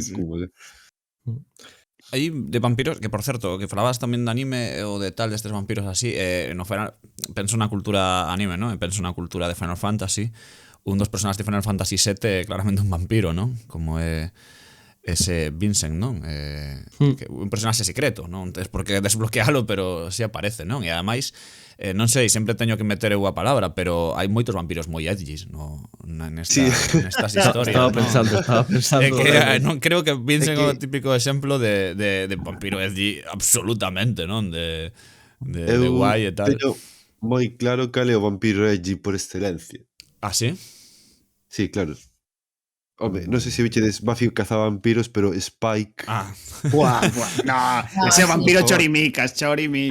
No, chorimicas é Ángel, joder. O sea, outro que tamén é un vampiro, en realidad. Claro, pero que chorimicas é Ángel, o que é en plan edgy é Spike de toda a vida, tío. Home, sí, entraría dentro do concepto. Buffy cazavampiros é unha serie que eu defendo brutalmente, en xeral. É que é moi boa. O sea, objetivamente unha serie que está... Aunque que sexa unha serie adolescente, está moi ben. O sea, é superior a outras series para adultos, en teoría. É que algo que sexa adolescente é como se me diz, la literatura juvenil que ten algún problema. Non ten... Claro, non, pero joder, non é un xénero. As historias están moi ben elaboradas tamén, no que Buffy cazavampiros. O sea, xa que falamos de vampiros, eu creo que tiñamos que falar desta serie que, joder, para min, de vampiros, o sea, de cultura así popular e tal, a ver, igual é unha hot take moi grande, pero a mí parece do mellor que hai, non é broma, o sea, comparado con outras películas que fixeron, outras series así máis cutres, porque, bueno, hai serie de Van Helsing tamén, creo, non? O único... Hai serie. Eu creo que hai serie de Van Helsing. Seguro, que hai moitísimas versións. Algo me soa así, pero, bueno, tampouco é... Bueno, non a vin. Moi aló, non? Porque O único falando de Van Buffy- Helsing, Sí, sí. originariamente é unha personaxe de Drácula, non? É como un Sí. doutor que Sí. vai Sí. eu non lín Drácula, pero soame que procedía da propia fonte, vai. Sí, o que pasa é que, bueno, Van Helsing na película basicamente, pois, iso, un guerreiro Ranger de Texas. no, a ver, la mano izquierda de Dios ou algo así, sabes? É como un É verdade, castigador sí. divino que perdeu a memoria, non Bueno, se acorda, un pouco como Buffy tamén, non? claro, Sí, sí. pero A verdade na novela non ten nada que ver, non, que va, non ten nada que ver. Fascíname, Alba, o teu dominio do lore de Van Helsing. É unha cousa que non deixa de sorprenderme realmente. A ver, eu teño unha serie de fetiches e hai unha serie de películas especialmente malas que me encantan e que me acompañan ao longo da vida. Van Helsing é unha delas. Esa. Non, eu en prol. Discutíades antes cal é o vampiro máis edgy e sen dúbida o vampiro máis edgy é Edward Cullen, Hai un... Anda Tarde ou sempre cedo No, íamos a discutir. non sei que ias decir antes de Buffy, Rodicio, que... Que o único problema que teño con Buffy é que é como a versión da norteamericana do que pensan que é o ocultismo, que é unha cousa chustísima como en Embrujadas, como sí. libros que tes na biblioteca do municipio para coller. Pero bueno, ten o seu lore tamén, o de Buffy. O sea, o rollo este de que os vampiros en Halloween non fagan nada, faime moita curiosidade. Sabes? Eu xa E digo, Crepúsculo claro, Crepúsculo que? Melón, a ver, veña, Eu non a vin, así que A ver, non podo opinar. Crepúsculo resúmese moi fácil da seguinte maneira. Crepúsculo é unha novela de amor adolescente, de amor entre adolescentes. Que pasa? Que, bueno, a autora deulle un toque e meteu homes lobo que non son homes lobo, porque son unha especie de mestura entre perro, bueno, entre can, oso e lobo, e realmente son espíritus indígenas que xorden como resposta aos vampiros que están ocupando a zona, e os vampiros tampouco son vampiros, porque o que é o clan de vampiros protagonista non bebe sangue humana, dedícase a chuchar animais. Hai un melón importante Ai, sí. no racismo dos lobos, que... Interesante. Sí, a ver, eu aí xa non me quero meter porque tamén tedes que pensar que é unha novela con moitos problemas e moitas inconsistencias. Por exemplo, unha das anecdóticas que saiu á luz foi que os protagonistas vanse de lúa de mel para unha illa que está na costa este do Brasil. O Brasil non ten costa este, non dadesvos conta. Bueno, Pero non ten costa este. Entendo, Toda a aí. costa do Brasil é costa leste. Costa oeste, dixen. Costa oeste. Costa oeste. Eu entendín que era oeste tamén, vale, pero home, Vale, bueno, da igual que o Brasil non ten costa oeste. Entón, a señora está situando a illa nun sitio que non existe. Entón, a partir de aí, imaginade, por exemplo, o que sucede no segundo libro, a ver, no segundo libro que o vampiro dalle o sol, porque hai un meme moi extendido que é como Harry, ti farás isto, Gandalf, ti farás isto, e ti, Edward, simplemente brillarás. Pois, a ver, se poñían o sol, brillaban. E así eran descubertos e estaban os Vulturis, que eran a secta máxima de vampiros, que tiñan que guardar o segredo de que eran vampiros, entón se te poñías a brillar, matábante. Pero, bueno, eles van ao instituto, sí que é certo que viven nun sitio no que non fai especialmente bo tempo, pero van ao instituto, van por aí e non lles pasa nada. Pero de repente van a Italia e o outro quita a camiseta e empeza a brillar. Bueno, pois bonitas inconsistencias. Igual é porque os italianos son seres de luz. Bueno, Darío non vai volver a falar no que queda de programa, así que queda castigado. Eu estou profundamente a favor de Crepúsculo. Penso que a xente lle colleu manía simplemente porque o que queren son vampiros edgys, con tramas edgys, sexualidade así, pois iso, orxiástica e decimonónica. Pero non ten nada de malo que a persoa esta decida situar unha obra de vampiros con amor adolescente. Non sei, pareceme que hai como un desprezo enorme polo feito de que, pois iso, unha obra de literatura juvenil decida tratar o tema do amor e o da fantasía. Non sei por que hai como moita máis rivalidade que con outro tipo de obras que triunfaron máis ou menos próximas, non? Desde os xogos da fame despois a Harry Potter antes. E penso iso, que hai incluso unha cuestión de xénero, non? Como foi unha serie de obras maioritariamente lidas por público feminino, houve unha desvalorización enorme Que me parece injusta. Non estou de acordo, Pablo, non estou de acordo. O sea, eu lin as tres. Eu lin tanto Harry Potter como Xogos da Fame como Crepúsculo. Crepúsculo ten unha moi baixa calidade a nivel argumental, a todos os niveis, a nivel estilístico, a nivel argumental, está cheo de frases do tipo rechinou os dentes, rencheu os dentes, quero dicir, chega un punto que non... E a nivel argumental, nin Harry Potter nin os Xogos da Fame son algo especialmente glorioso. Pero eu, para min, Crepúsculo, eu lina toda, non sin ningún tipo de complexo. Eu leo moitas Eu cousas. non digo que sexa boa. Exacto, pero porque eu creo Digo que que sexa boa. moita xente A da que cuestión é criticaba... que a xente lle tivo moita inquina. É que moita xente que criticaba Crepúsculo nunca leu Crepúsculo, dáballe igual, era simplemente unha cousa que...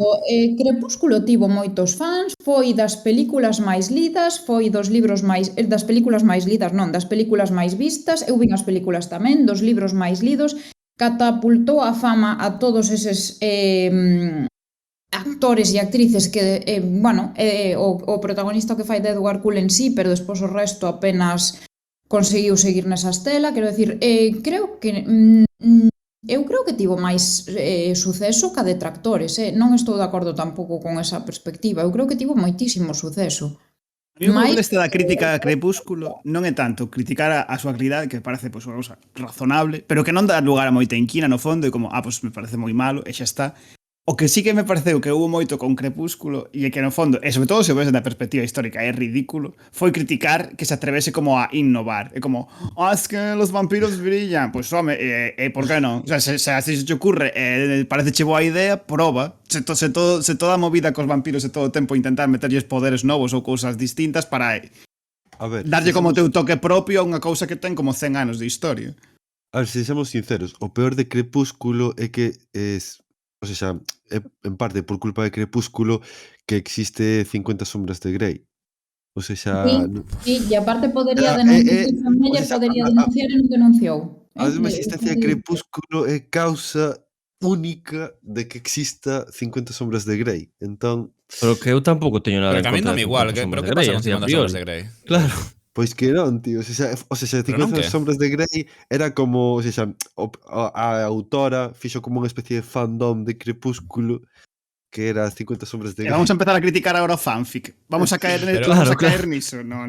O sea, temos un podcast de ciencia ficción e andamos criticando o que fan os fandom por aí. Pois non. Eu non digo que Adiante. eu non critico fandom, critico 50 sombras de Grey, nada máis.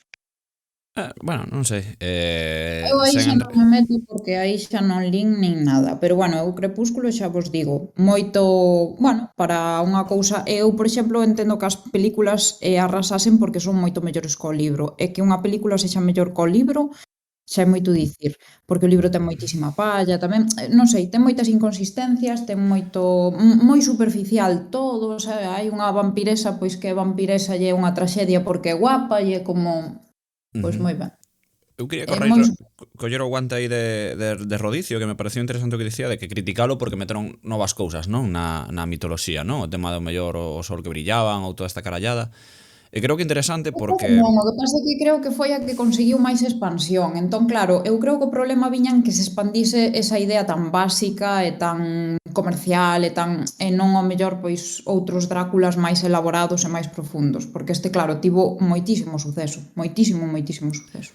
Sí, o que quería decir era que simplemente moitas veces o vampirismo é un caixón desastre de poderes. O sea, hai vampiros que poden facer de todo, non? O sea, moitas veces parecen magos. O sea, o máis probable na figura así, o sea, Frankenstein ou outras figuras míticas, unha momia ou cosas así, da que coas momias chegalles ben nas últimas películas que vin. O do vampiro moitas veces é un mago, tanto pode voar, como pode transformarse en animal, como pode transformarse en persoa, como hipnotiza, como, quero dicir, adquiriu unha recua de poderes ao longo dos últimos 100 anos que dá para... En fin, para rir un pouco, non? E non só o tema de que se brillen ou non brillen en Crepúsculo, ou se fan o que fan en Crepúsculo ou o que fagan, non? Pero quero decir, eu entendí o que decía Rodicio de que moita xente, pero moita porque vino a redor miña, de moita, todos temos testimonios, non tal, de testemunhas disto, criticou por criticar, creo, o sea, criticou porque ten o mito do vampiro tan sabido, porque os vampiros son estacas, os vampiros co sol morren e non sei que, se lle tocas esos tres valores que nin sequera son valores reais, porque o mito do vampiro é moito máis que iso, pois entra en cólera, ten que entrar en cólera, ten que gritar un pouco, berrar as nubes, non? Como vello este que berra as nubes, esa está, e creo que é un pouco por aí, ou polo menos eu o que sempre sentí a Rodor con esta saga, non sei. Xente que fixo isto, Darío. Sí, seguro. Eu conste que entendo que seguramente Crepúsculo sexa unha merda, como Harry Potter e como todas semellantes, pero se nos poñemos elitistas, eu contentísimo coa postura, tiramos todo o lixo. O que me parece injusto é o hate que houve contra Crepúsculo, porque eu penso que tiña que ver coa súa audiencia. Porque é certo que as innovacións que introduciu a autora foron mal vistas en cuanto a innovacións, mais as que introduciu Blade ou a idea esta de que os vampiros son inimigos dos lobos, que tamén é unha cousa bastante nova que apareceu no cinema, Underworld. non foron tan mal recibidas. Entón, penso que sí que houve unha cuestión de xénero importante no medio. Pode ser, eu vexo, eu quero dicir, eu acórdome de xente, amigos meus, que simplemente rascaban de Crepúsculo por tocar os collos un pouco as rapazas de clase. O sea, les estaban lendo isto tal, era unha había esa dinámica, eu vina, o sea, non sei se vos chegaste a sentir en clase, non sei en que idade, creo que sí, Rodición se move máis ou menos na miña idade tal. E había un puteo ás veces desde Ranging Crepúsculo. Xente que non lía libros, non era unha cuestión de literatura, de crítica, o sea, non é que o libro fose bo ou malo, era simplemente que había un odio a cara a un tema de Eu xénero. tamén vos digo, a novela basicamente eu creo pola experiencia que vivín, a novela foi criticada porque era unha pastelada, porque é unha pastelada, novela sí. película. Pero eu tamén cando fun ao cine estaba cheo de homes e mulleres, o sea, eu recordo ademais que xa as vira no cine Valle Inclán, que isto xa foi hai anos, no de Compostela que pechou, e as únicas había 4 rapazas. E o resto, non había moita xente, pero o resto tamén había homes. E maiores tamén, quero dicir, non... E despois tamén eu teño que dicir que a ver, eu non me parece que estean ao mesmo nivel Harry Potter e os Xogos da Fame que Crepúsculo, Tamén non... Non está, o sea, non nos enganemos. Debates eternos. No momento disfrutei non moito, vexo yo as taras agora e sobre todo os últimos libros, pero eu no seu momento foi un dos meus libros favoritos. E os Xogos da Fame non me gustou tanto, e hai cousas que me parece que sobran moito, pero tampouco pareceme mellor que a Crepúsculo, Bueno, deixemos Crepúsculo aparcado, ben aí estacionado, para que non nos poñan a multa. Seguimos para bingo, non sei, algún melón que queira de seguir tratando ou abrindo?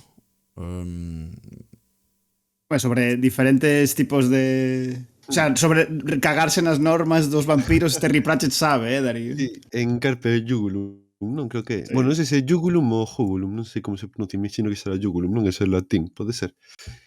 Jugulum. Jugulum. Pois aí é que esta novela en concreto fai bastante gracia, porque, o sea, se chamalles vampiros con Y, non? En plan, como que como unha moda dentro de que son os vampiros, non? Entón, ao parecer, estes vampiros en concreto non lles molesta o allo, as imaxes santas non lles fan retroceder, comen alimentos normais, poden camiñar á luz do día, e ademais son expertos en hipnotismo de masas, non? Que iso, xa está en novela en concreto da saga das bruxas, e Yaya, pois é como o peor inimigo, non, deles. E bueno, a mí me parece bastante curioso iso, por como esta volta que fai, como sempre, non, Terry Pratchett, eu creo, a idea tradicional do que é o vampiro, non? Quizáis un pouco na liña do que comentaba Carlos, o sea, de que quizáis os vampiros son a cousa máis overpowered que hai no mundo disco, son como os seres que teñen todos os poderes e son basicamente indestructibles e os miran como os demais como se fosen cascudas. Yo que que polo que comentaba Charlie, a base de encherlos de poderes, claro, e que basicamente que vas a facer? Sí, eu creo que Pratchett dase conta disto, evidentemente, non? De que son OP, que son bichos que están OP, son inmortais, a única debilidade que teñen, se que ya meten na historia que queres contar é a do sol, se tal, ou teñen superforza sempre, fan de todo, o sea, realmente é a cousa máis, como diríamos nos videoxogos, máis OP de todos os mitos, o sea, se hai un monstro, falaban desde momias, máis Frankenstein, máis non sei que, Drácula ou neste sentido os vampiros son con diferencia, homes lobo, os vampiros cagan por todos, o sea, en poder.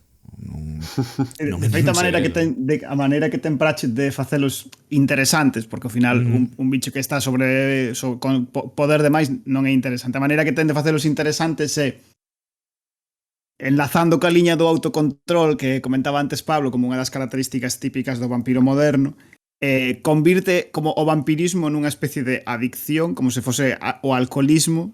De feito, como que establece como que hai determinados grupos de vampiros que organizan como se fosen unha especie de alcohólicos anónimos para non rapaces, non hai que beber sangue, xente, hai que aguantarse. Bueno, Son que como realmente astemios. Iso tamén un pouco en Buffy cazavampiros, non? Parecen Buffy tamén, Sí, non, Sí. que non é novo, O sea, non é novo, non así, pero sí un pouco eso, como que se toman moita sangue, pois como que se adiccionan e se converten en malos. Non creo que lle pasa a varios personaxes vampiros, non? Creo que a Ángel, por exemplo, creo que lle pasa.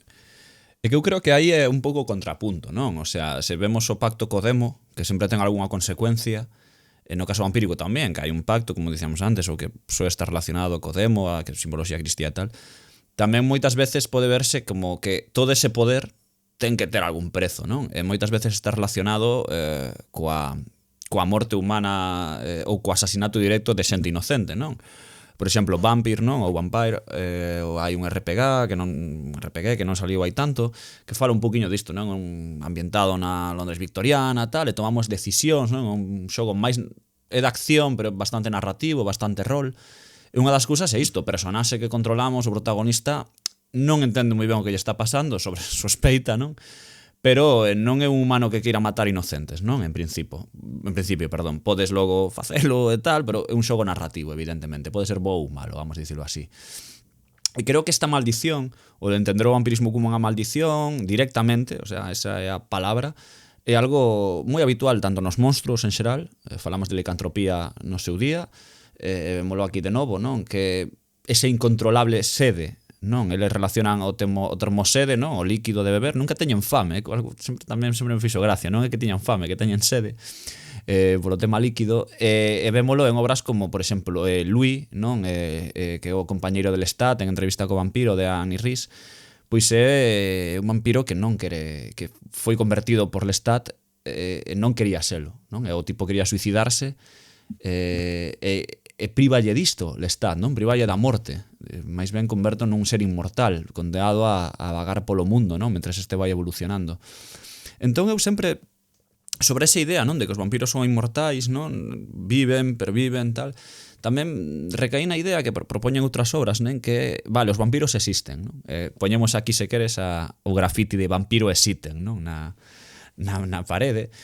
Pero como sería unha sociedade, non? Por exemplo, de vampiros? O sea, como coexistiríamos realmente se existise un ser destas características, non? Máis forte que a nós, inmortal, e que ademais ten que alimentarse con noso sangue.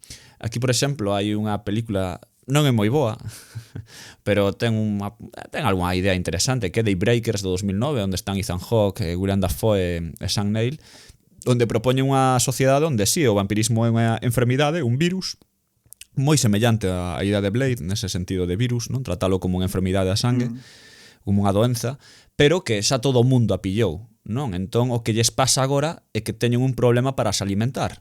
É dicir, non hai suficientes humanos, entón fan como granxas tipo Matrix, por poñer algún exemplo drástico, onde intentan, pois, cultivar humanos, non? E andan capturando humanos por aí fuxidos polo mundo, esa é a súa forma de alimentarse, pero están quedándose sen sangue, non? E ademais entendo que os animais non lle sirven, non? Polo que vexo por aquí.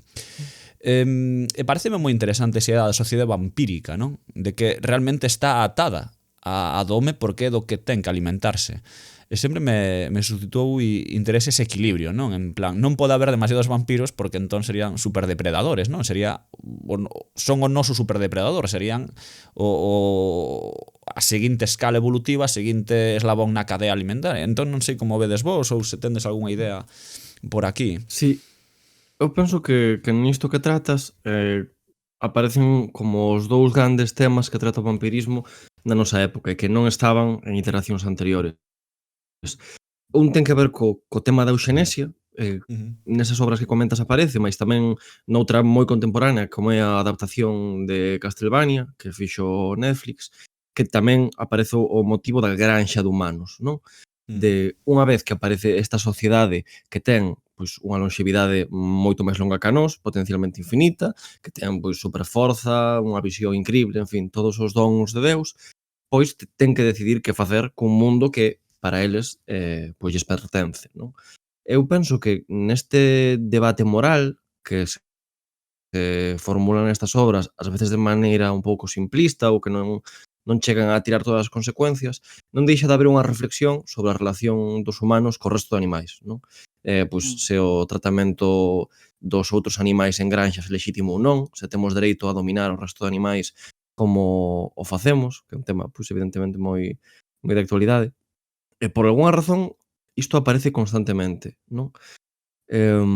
Iso, como digo, Castlevania penso que o sabe colocar moi ben. Hai como unha especie de guerra feudal entre clans de vampiros e hai un deles formado por 3 mulleres que son como increíblemente máis intelixentes e moito máis capaces de dominarse a sí mesmas do que o resto de clans, non?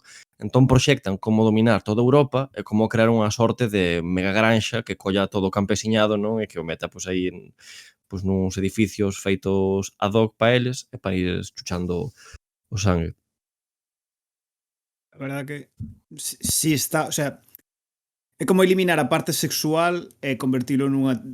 Falábamos antes, no, de que a parte ten unha parte sexual e por outro lado ten unha parte como animal de consumo, non? É como centrarse especificamente nesa ata o punto de que non tes que seducir para nada aos humanos, sino simplemente consumilos como carne manufacturada, non? Total. Que guai. Máis cousiñas por aí, abrimos melóns?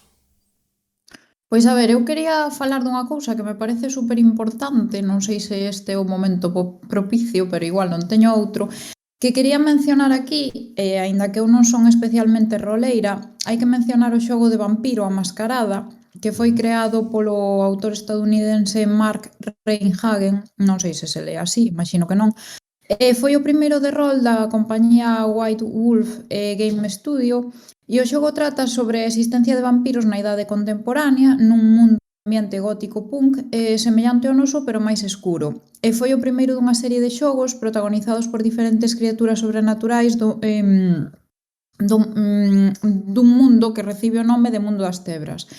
E a cuestión, por que menciono este xogo ou por que creo que se debe mencionar? Porque cambiou a concepción dos, o sea, disparou os xogos de rol, porque cambiouse a unha concepción máis adulta do xogo de rol e máis personalista. Así resumindo moito, entón, a ver, marcou un antes e un despois nos xogos de rol. E despois lanzaron magos, lanzaron creo que homes lobos, se non me equivoco, pero sí que creo que é necesario mencionar, aínda que sexa facer unha pequena mención a Vampiro A Mascarada. Eu cheguei a ter o xogo de rol nas mans, o mundo que crearon a verdade é que está moi ben, as regras son moi sinxelas, incluso ás veces non facía falta usar os dados, é moi interesante tamén. Convertiron o rol nunha cousa edgy tamén. Sí, evidentemente.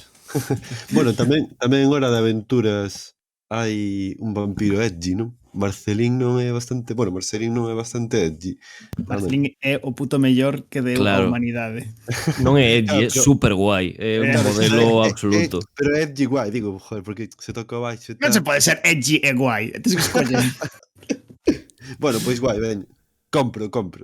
Eu creo que hai unha cousa que temos que falar e que é o sea, tamén que xa que falades de bestias e tal, o que temos vampiros, que o que a novela original da película Son Lenda, os infectados, o sea, no que logo son na película eran vampiros, entón o que é o personaxe principal loita contra eles pois con allos, crucifixos, etcétera, pois todo o que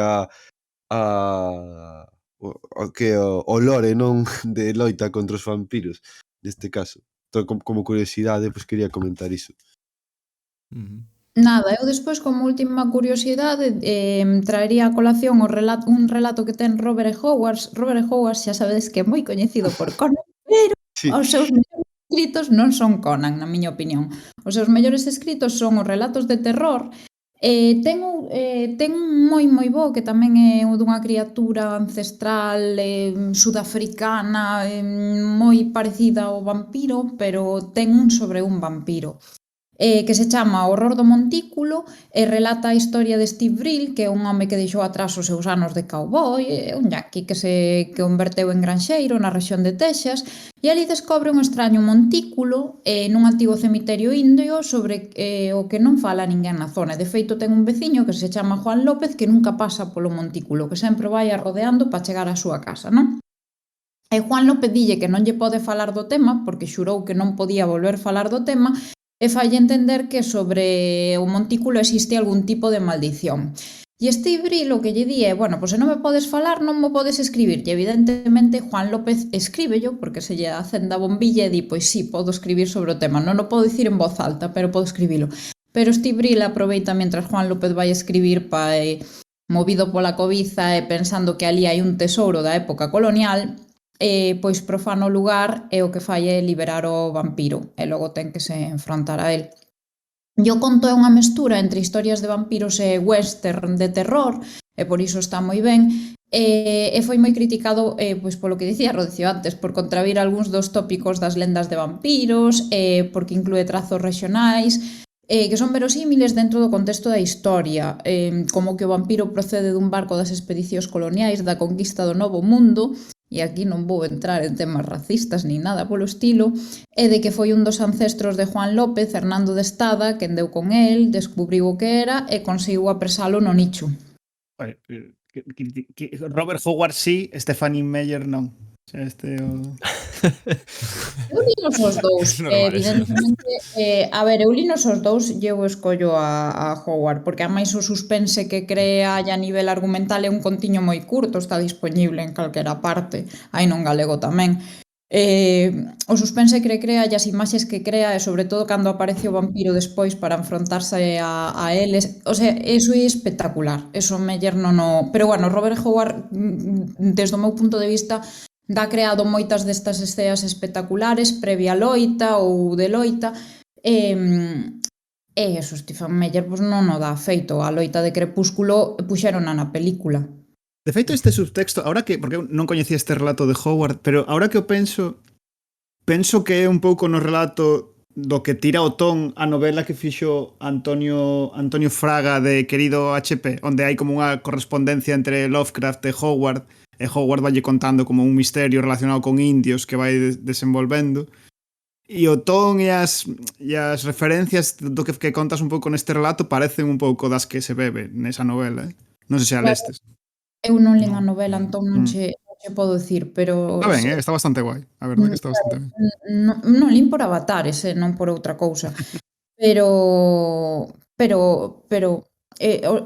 Howard o suspense, eu Lovecraft lin moi pouquiño, pero eu prefiro a Howard en relación ao suspense e esas situacións de terror que che crean e como as desenvolve despois. O do vampiro era un dos mellores, porque ademais o máis gracioso para min foi que o fai tan ben que ata o final eu recordo de ler o conto e chegar ao final e dicir, hostia, era un vampiro.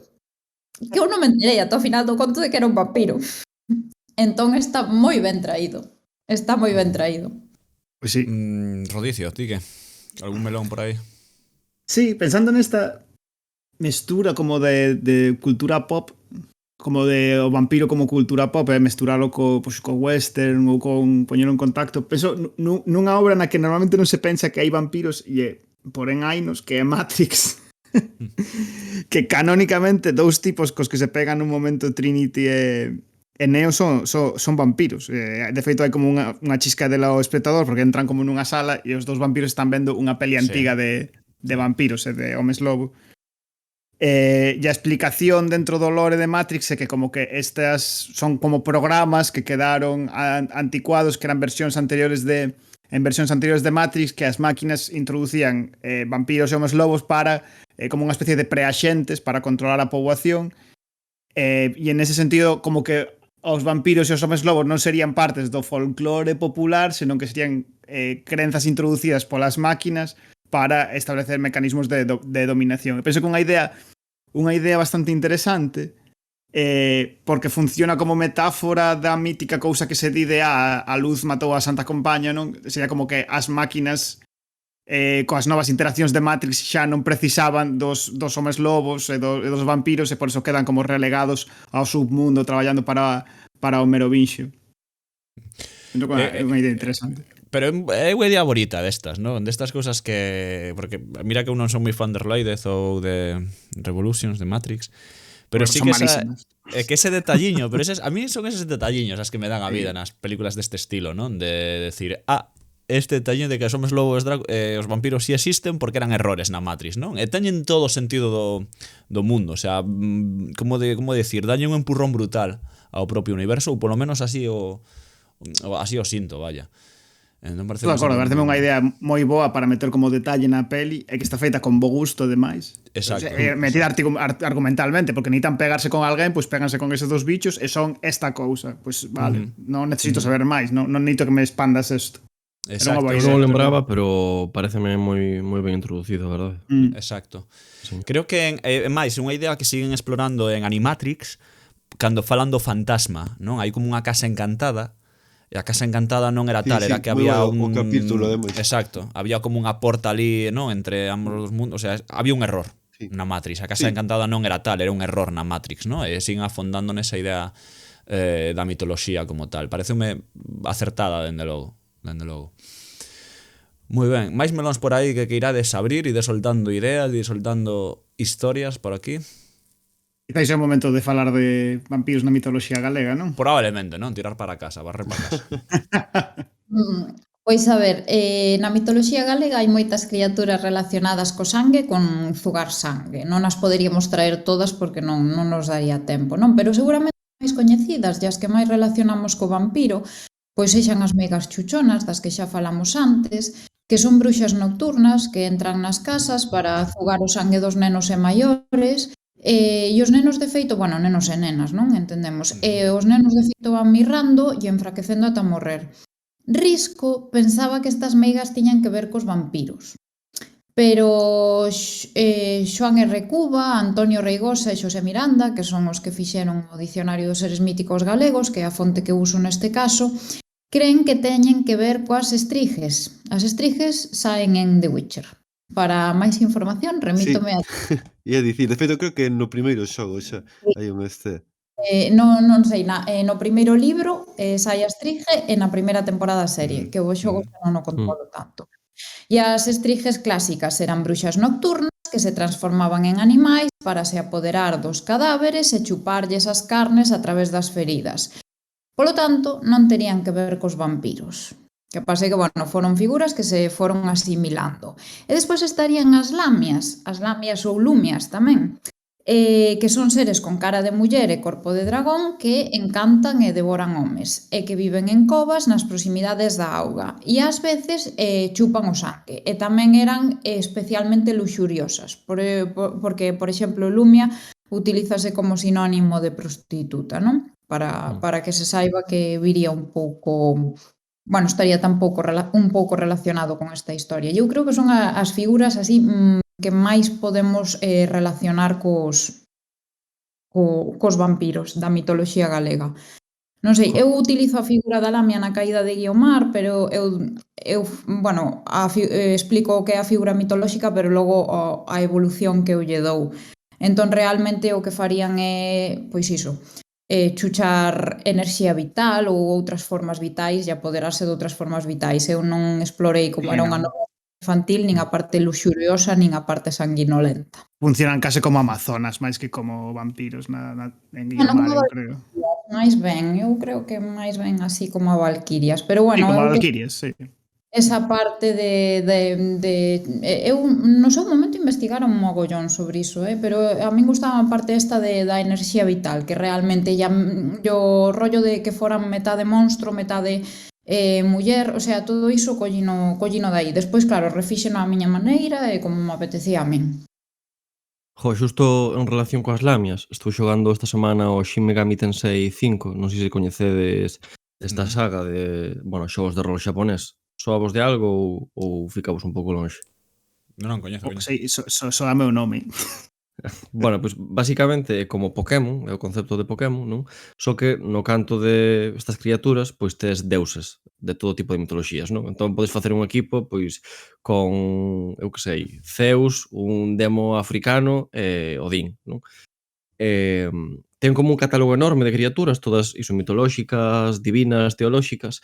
E outro día xogando, aparecía a Lamia, non? E ademais é pois, como unha muller con cola de serpe, dragón ou así. Dixen, hostia, sabes, como aparecen tamén criaturas galegas, tal. E mirando así o lore, porque hai como unha Pokédex de deuses, de verdade, é recomendadísimo Shin Megami Tensei, é unha experiencia pola que hai que pasar, pero mirando esta especie de Pokédex divina, explicaba que era un demo asirio. E a min, claro, isto colleume un pouco de sorpresa porque eu asirio non son, de momento. E así mirando un pouco, parece ser que a Lamia é unha das criaturas mitolóxicas con maior extensión. O sea, Sí. por toda Europa, e non só por Europa, tamén por parte de Asia. E o máis curioso é que o nome, que procede do grego, por certo, parece que ese podría ser o substrato, permanece relativamente idéntico en case todos os enclaves. Entón Mm. é unha cousa curiosa, non? Tal vez sexa, pois, a figura máis unificada do vampiro, non? O sea, dicíades antes que non era vampiro, pois eu sosteño que a versión boa e transcultural do vampiro. Sí, é que de feito, a ver, a Lamia aparece, por exemplo, en The Witcher, no primeiro libro, que é o mellor, que é onde vai refacendo os contos que nos coñecemos, que nos chegaron a través de Disney, etc. E, de feito, refai o conto da Bela e a Besta. E o animal que desencanta a besta é a Lamia, que non deixa de ser un vampiro horroroso o que ten que matar o bruxo, pero, bueno, que está verdadeiramente enamorada da besta. Entón, Aparece agora na segunda tempada que saiu hai pouco, penso que o segundo capítulo, así trata foi moi a sonado cuestión. pola Mm. caracterización e todo. Pois eso pertencería ao primeiro libro, se non me equivoco, que creo que non, e tamén eso, sería a figura da Lamia. Porque a máis recordo que o lin cando estaba escribindo a caída de Guiomar e dixen, oh, a Lamia aparece aquí tamén.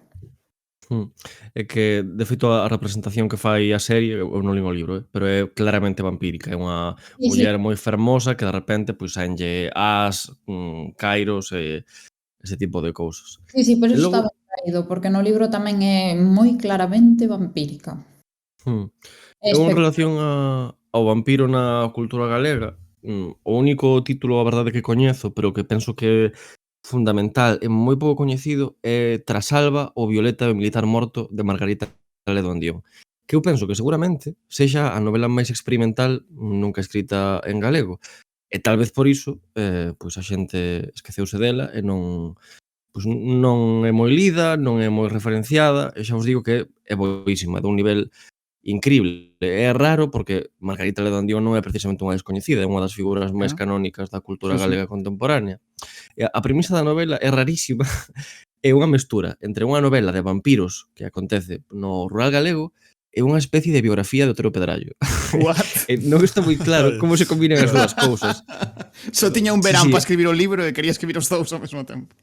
pero está escrito dunha maneira tan críptica que non sabes moi ben onde acaba a novela de vampiros e onde comeza a vida de Pedrallo, que ademais é como un pouco paródica, sabes? Deste home así como moi recatado, moi asustado da sexualidade, que, non sei, un pouco como unha especie de párroco, non?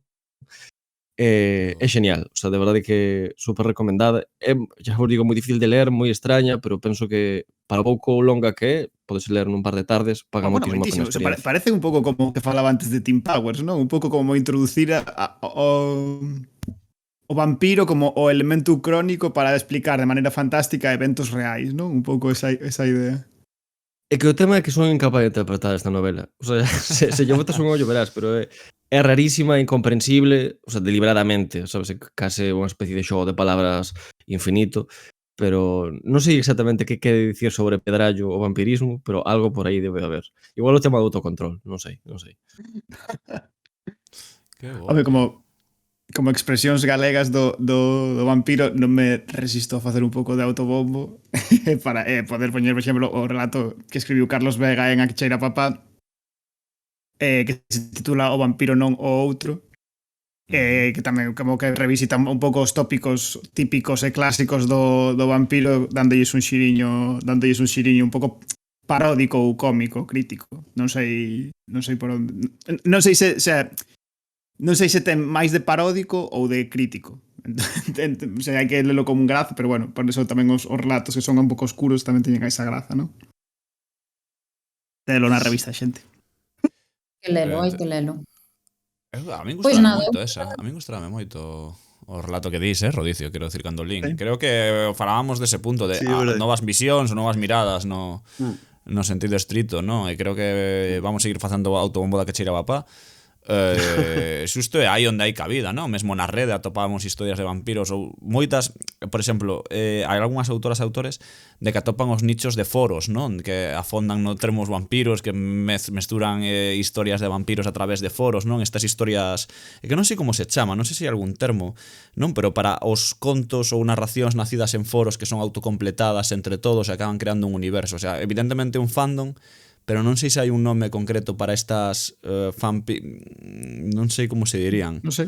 Un tipo de fanfic comunitario, non? Sí, exacto, que crean en foros, non? E o tema fantasía sempre tivo aí un nicho, pero sei que hai historias así de vampiros e tal, ou de universos vampíricos creados a través de foros, non? Entre a narración e o roleo, imos dicilo así, por así dicilo, pero vaya, teño constancia, sí. O que me parece bastante chulo. Eu creo que xa é a hora de ir rematando isto. Vamos facer as despedidas e as achegas finais como a sempre. E aquí é a cuestión, non? Cada un de nós creo que ten que dicir cal é o peor e o mellor Drácula. Sí, vamos definilo aí, non? Pechalo na figura de Drácula, porque se é o peor e mellor vampiro igual nos volvemos tolos, pero creo que é o peor mellor Drácula ou O vampiro, non? o vampiro puro que se vexa claramente que é Drácula, non? Que tamén pasa moito isto. Vampiro, eu apostaría por vampiro, porque a verdade é que Dráculas non teño moitos que... No, Vale, que pois aportando entón a un figura de impacto. vampiro, o vampiro por antonomasia, o mellor e o vampiro peor, non? Que vos atopastes na vosa vida. Alba, veña, por ti empezamos. Esto é. Bueno, pois o meu vampiro favorito é Regis, que é o que aparece na saga de Geralt de Rivia, acompañando por que me gusta? Porque foi decapitado, acoitelado con rociado con auga bendita e soterrado, aínda que todo isto non impediu a súa rexeneración e ademais é super culto. E despois o peor vampiro é o que aparece nun ollo de vidro, Memorias dun esquelete de Castelao, que, bueno, o protagonista presencia como outro morte sae do seu nicho para irlle zugar o sangue a unha moza, cos seus longos cairos, a unha moza que dorme, e cando vai mirar quen é o nicho descobre que se trata dun cacique. E ese para min sería o peor vampiro. Rodicio, compañeiro. Creo que o mellor, se me tivese que quedar con un, collería o de Bela Lugosi, porque aparte porque é moi icónico, Sí, a min gústame moito porque está todo o tempo no borde do ridículo. Está a punto de caer no ridículo e non cae nas películas, pero despois como que era evidente que había ese subtexto e despois fixeron como versións cómicas con Abbott e Costello e tal, que son moi divertidas e que tamén paga a pena ver. E entón, por conseguir ser serio e divertido tamén, quedaríame con Lugosi. E o peor, por esta mesma razón, eu creo que é o Drácula de Eddie Murphy, que é como... Creo que se titula Drácula en Brooklyn ou algo así a película. Un vampiro suelto en Brooklyn, era o título en castelán, non sei agora o título en inglés, por curiosidade, vou buscalo, non sei, se mentras falas aí, se Vampiro en queres Brooklyn, non sei como se titulou en inglés. Vaya, é unha película onde Eddie Murphy é Drácula e vive en Nova York e como que se interesa por unha rapaza en particular para convertila en vampiro. E é horrible porque porque intenta ser como 5 cousas ao mesmo tempo e non consigue ninguna. Quer dizer, intenta ser unha comedia e é ridícula, intenta ser en serio e cando Eddie Murphy intenta ser Drácula en serio non podo, sinceramente. E que e entón porque... intenta todo e fracasa en todo. Dis iso non, porque, por exemplo, estou vendo aquí o título original é Vampiro in Brooklyn, non? Que non ten unha connotación como tal humorística, vampiro en Brooklyn sería, non? Un vampiro en Brooklyn, pero nos engadimos en castelán xa un vampiro suelto en Brooklyn, non? Que a min polo menos dame unha referencia un pouquiño máis de Eddie Murphy. Non sei se esta imaginación miña, pero a min Está sí que... suelto. Claro, non? Ten algo máis de... soltámolo aquí, non? En plan, eu vai o vampiro. Malísima, increíble. Boa elección. Moi boa elección, Rodicio. Moi boa elección. Darío, ti que... Bueno, o sea, o peor xa o dixen antes que, bueno, serán os vampiros de Guardianes de la Noche. Pero o mellor, joder, é que a min Spike molame moito como personaxe, porque como ten así claroscuros e todo o rollo, e ademais como que ten partes da serie onde é malísimo, partes da serie onde é boísimo, como hai cunha dualidade do personaxe que está bastante logrado, se xa o que é o desenvolvemento de personaxe, pareceme que está bastante ben, a verdade. O sea, así que por lembrar o o que é a adolescencia, pois quedaríame con Spike, a verdade. Logo, Angel pareceme como moi sad boy, así que non, dende logo que non. Ese é un big no para a Angel tamén. Pois eu creo que o mellor o peor podría ao mesmo tempo podría ser o Chiquito da Calzada, non? Chiquito da Calzada Con Demore. con Connie Moore, ¿no? Con Brácula. Pero bueno, non vou meter ninguna categoría, dixamos aí o limbo. Para min o peor, hai varios moi malos, pero voume quedar con Antonio Banderas en Entrevista con el vampiro. Detesto a Antonio Banderas con toda a miña alma, detesto a ese persoa e detesto, por suposto teño que detestarlo como vampiro, porque é intenso, tío. É intenso, e na puta película ten que facer del mismo, ademais sendo intenso, falando así con esa voz sempre como medio baixa que lle mete, non soporto esa movida. E ademais dicían aí o trío vampírico, non? Que eran como os tres vampiros máis guapos de historia, dicían no seu momento, que eran Tom Cruise, Brad Pitt e Antonio Banderas, que saen na película. Pois Antonio Banderas tomas polo cu, o sea, mexan por ti Tom Cruise e Brad Pitt ao longo de cada minuto desa película. Entón, Antonio Banderas, meu worst vampire. Mellores, hai, eu sobre todo cando penso en vampiros penso sobre todo no cine, non no cinema. E aí creo que hai moitos exemplos moi caralludos e moi bons, pero se dixera do cine, logo se me dades un minuto fago unha lista de referencias que creo que de pelis de vampiros que pagan moito a pena de ver. Pero eu vou elixir en plan moi edgy tamén o meu Van Helsing de anime, o Van Helsing de debuxos japoneses, non sei se coñecedes esa serie, que é bestial, super gore, super bruta tal, onde está Alucard, que é o protagonista. Eu creo que ten a súa gracia, non sei se coñecedes, está en Netflix, creo que podes ver polo menos. É unha serie super violenta, super de acción. Buscade Van Helsing Alucard ou así anime, esa vos hai, que un tipo cun traxe vermello, sombreiro, con pistolas, unha especie de malvado. Este sí que está OP. O sea, se vos pensades que hai alguén OP nos vampiros, non atopastes aínda a este señor, que este señor sí que está excesivamente OP. O sea, este é como a cousa máis OP que vi nunca nunha pantalla. Dígame. Que, por certo, non falamos de True Blood tampouco. Claro, agora. Quedan moitas cousas, non? Evidentemente o vampirismo ademais se dicíamos, non? Que é unha barbaridade o que hai na ficción. Eu vou recomendar aquí, se me permitides, unha serie só os títulos e non digo nada, pero digo todo. Parte de bibliografía do podcast, xente. Sí, un poquinho de bibliografía. Hai unha película super boa que eu creo que é bastante coñecida, pero ao mesmo tempo non, que é Déixame entrar. Déjame entrar, unha película de 2008 moi boa sobre vampiros. Non vou dar non vou explicar nin argumentos nin nada, simplemente dou 4 referencias así. Déjame entrar, 2008. Vou dar nome en castelán porque como as vi a versión americana non, xente. Exactamente, esta creo é finlandesa, non? Pode ser ou ou sueca ou sueca, porque sei que o título original é como Lad den Rate Comain, que teño anotado por aquí, e non sei se é finlandés, é sueco ou que sexa, pero Déjame entrar, de 2008. Vampiros de John Carpenter, do ano 98, tamén unha das miñas favoritas, seguindo tal. John Carpenter é sempre un deus para mí, pois a película que ten de vampiros é brutal, é super gore, é super violenta e ao mesmo tempo entretida. Aberto a Tomencer, témola ademais en galego, esta é de Robert Rodríguez, coa aparición de Tarantino e George Clooney, super entretida. Salma Hayek, xente. Salma Hayek facendo famoso striptease, non? Que non se desnuda, pero tal. Drácula de Bram Stoker, que xa mencionamos antes, pero creo que é necesaria. E ademais aí sai un dos mellores Dráculas de historia, que o Bars Vampiro, que está relacionado con este directamente, co de Gary Oldman. Besos de vampiro, que é a de Nicolas Cage. Hai moitos memes desta película. Eu recomendo a de verdade vela, porque é un viaxe bestial. E logo, pois teño de último aquí anotado, espera de que leo. Nada, tiña a da propia Nosferatu, de 1922, non? Que creo que paga Increíble. tamén. A de Murnau é impresionante. É pura, sí, é pura cultura, non? Eu creo, cultura pop, cultura do cinema, cultura de todo. Creo que se hai que ser culturetas, pois hai que ver esta peli porque a verdade é un mito, non? Vivinte entón. Pois pa aí vai. Estas son as miñas o meu último momento, non? De protagónico neste sentido.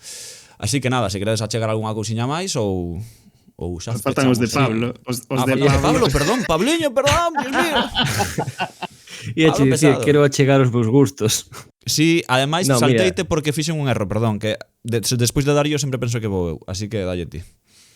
Non te preocupes. Eu, ademais, como a miña vampiresa favorita xa foi dita, que é Marceline, pois xoga vou noutra traer Está noutra unha categoría. hot Sí. take. Que o mellor vampiro da historia é Venom, de Spider-Man. Porque, se o pensades, Por favor, o que é Venom, Estás forzando. coller a idea de depredación do vampiro e leválo á simbiose, pero medranlle os colmillos, está a cuestión do autocontrol, da longa vida tamén, están todos os temas. E nada, ese sería para mí o mellor vampiro. O vampiro debería ir por esa liña. Odioso. Pablo, E logo, o peor vampiro este é máis clásico. É o de Van Helsing, a verdade. Que estou lendo, o actor chamábase Richard Roxburgh, e a verdade é que, non sei se o lembrades, tío, pero é terrible. Ten a pinta de estar moi malito todo o tempo. Ten como unha cola de cabalo detrás moi rara e canlle aí con uns peliños por diante, e aparte pon acento ruso por unha razón que descoñezo, e funciona fatal. pero no tamén ten acento ruso ou é zona dobrada. Pois non sei, É moi tradicional o de poñerlles acentos random a Drácula. E hai pelis moi boas onde hai pelis onde ten acento francés, onde ten acento como eslavo. Non é nada raro, pero claro, a veces a percepción a cagado. Claro, explico a cuestión, que normalmente cando o cinema estadounidense pon acentos é un pouco para atacar o inimigo, non? E normalmente pon acentos que a eles soan árabes ou rusos. Como só teñen estas dúas categorías, os actores aprenden a modular estes dous acentos que, por outra banda, son máis ou menos imaginarios, non? Entón, cando fixeron este Drácula, puxeron yo que sabían, e como árabe non quedaba moi ben, pois dixeron pa diante ruso. E se o vedes no original, é lamentable, o sea, non ten ningún sentido. Encántame. Ben elexido. Por certo, se alguén se me queixa antes, cando dicía o anime non é Van Helsing, o anime só é Helsing, é verdade. Teño unha fan a broma co Inferno Sin, non? Helsing, vale. Pois aquí quedamos, non? Ahora sí, podemos despedir xa o tema vampírico, por lo menos un tempo. E non sei se algún día, bueno, sempre tamén pensei cando non o dixen antes, pero sempre decimos, non hai cousas que merece un monográfico. É certo que o mellor só Drácula en sí, ou mesmo a obra en sí, a novela de Bram Stoker merecería unha novela por todo o que comentamos aquí, sen dúbida, pero vaya, aquí a cuestión entreter, pasalo ben, divulgar un poquinho e para adiante. Alviña, Pablo o Darío, vémonos nalgún momento neste espazo singular que o Baleiro Perfecto. Graciñas por contar sempre cousas chulas, interesantes e nada, vémonos na seguinte historia, a ver se logramos facer algunha cea, non? Xa que non tivemos cea de Nadal, pois polo menos papar algún sitio por aí. Veña, biquiños apertas e vémonos no seguinte Baleiro Perfecto. Durante uns minutos corrinche detrás Urano, Saturno, Xúpiter Non sei onde estás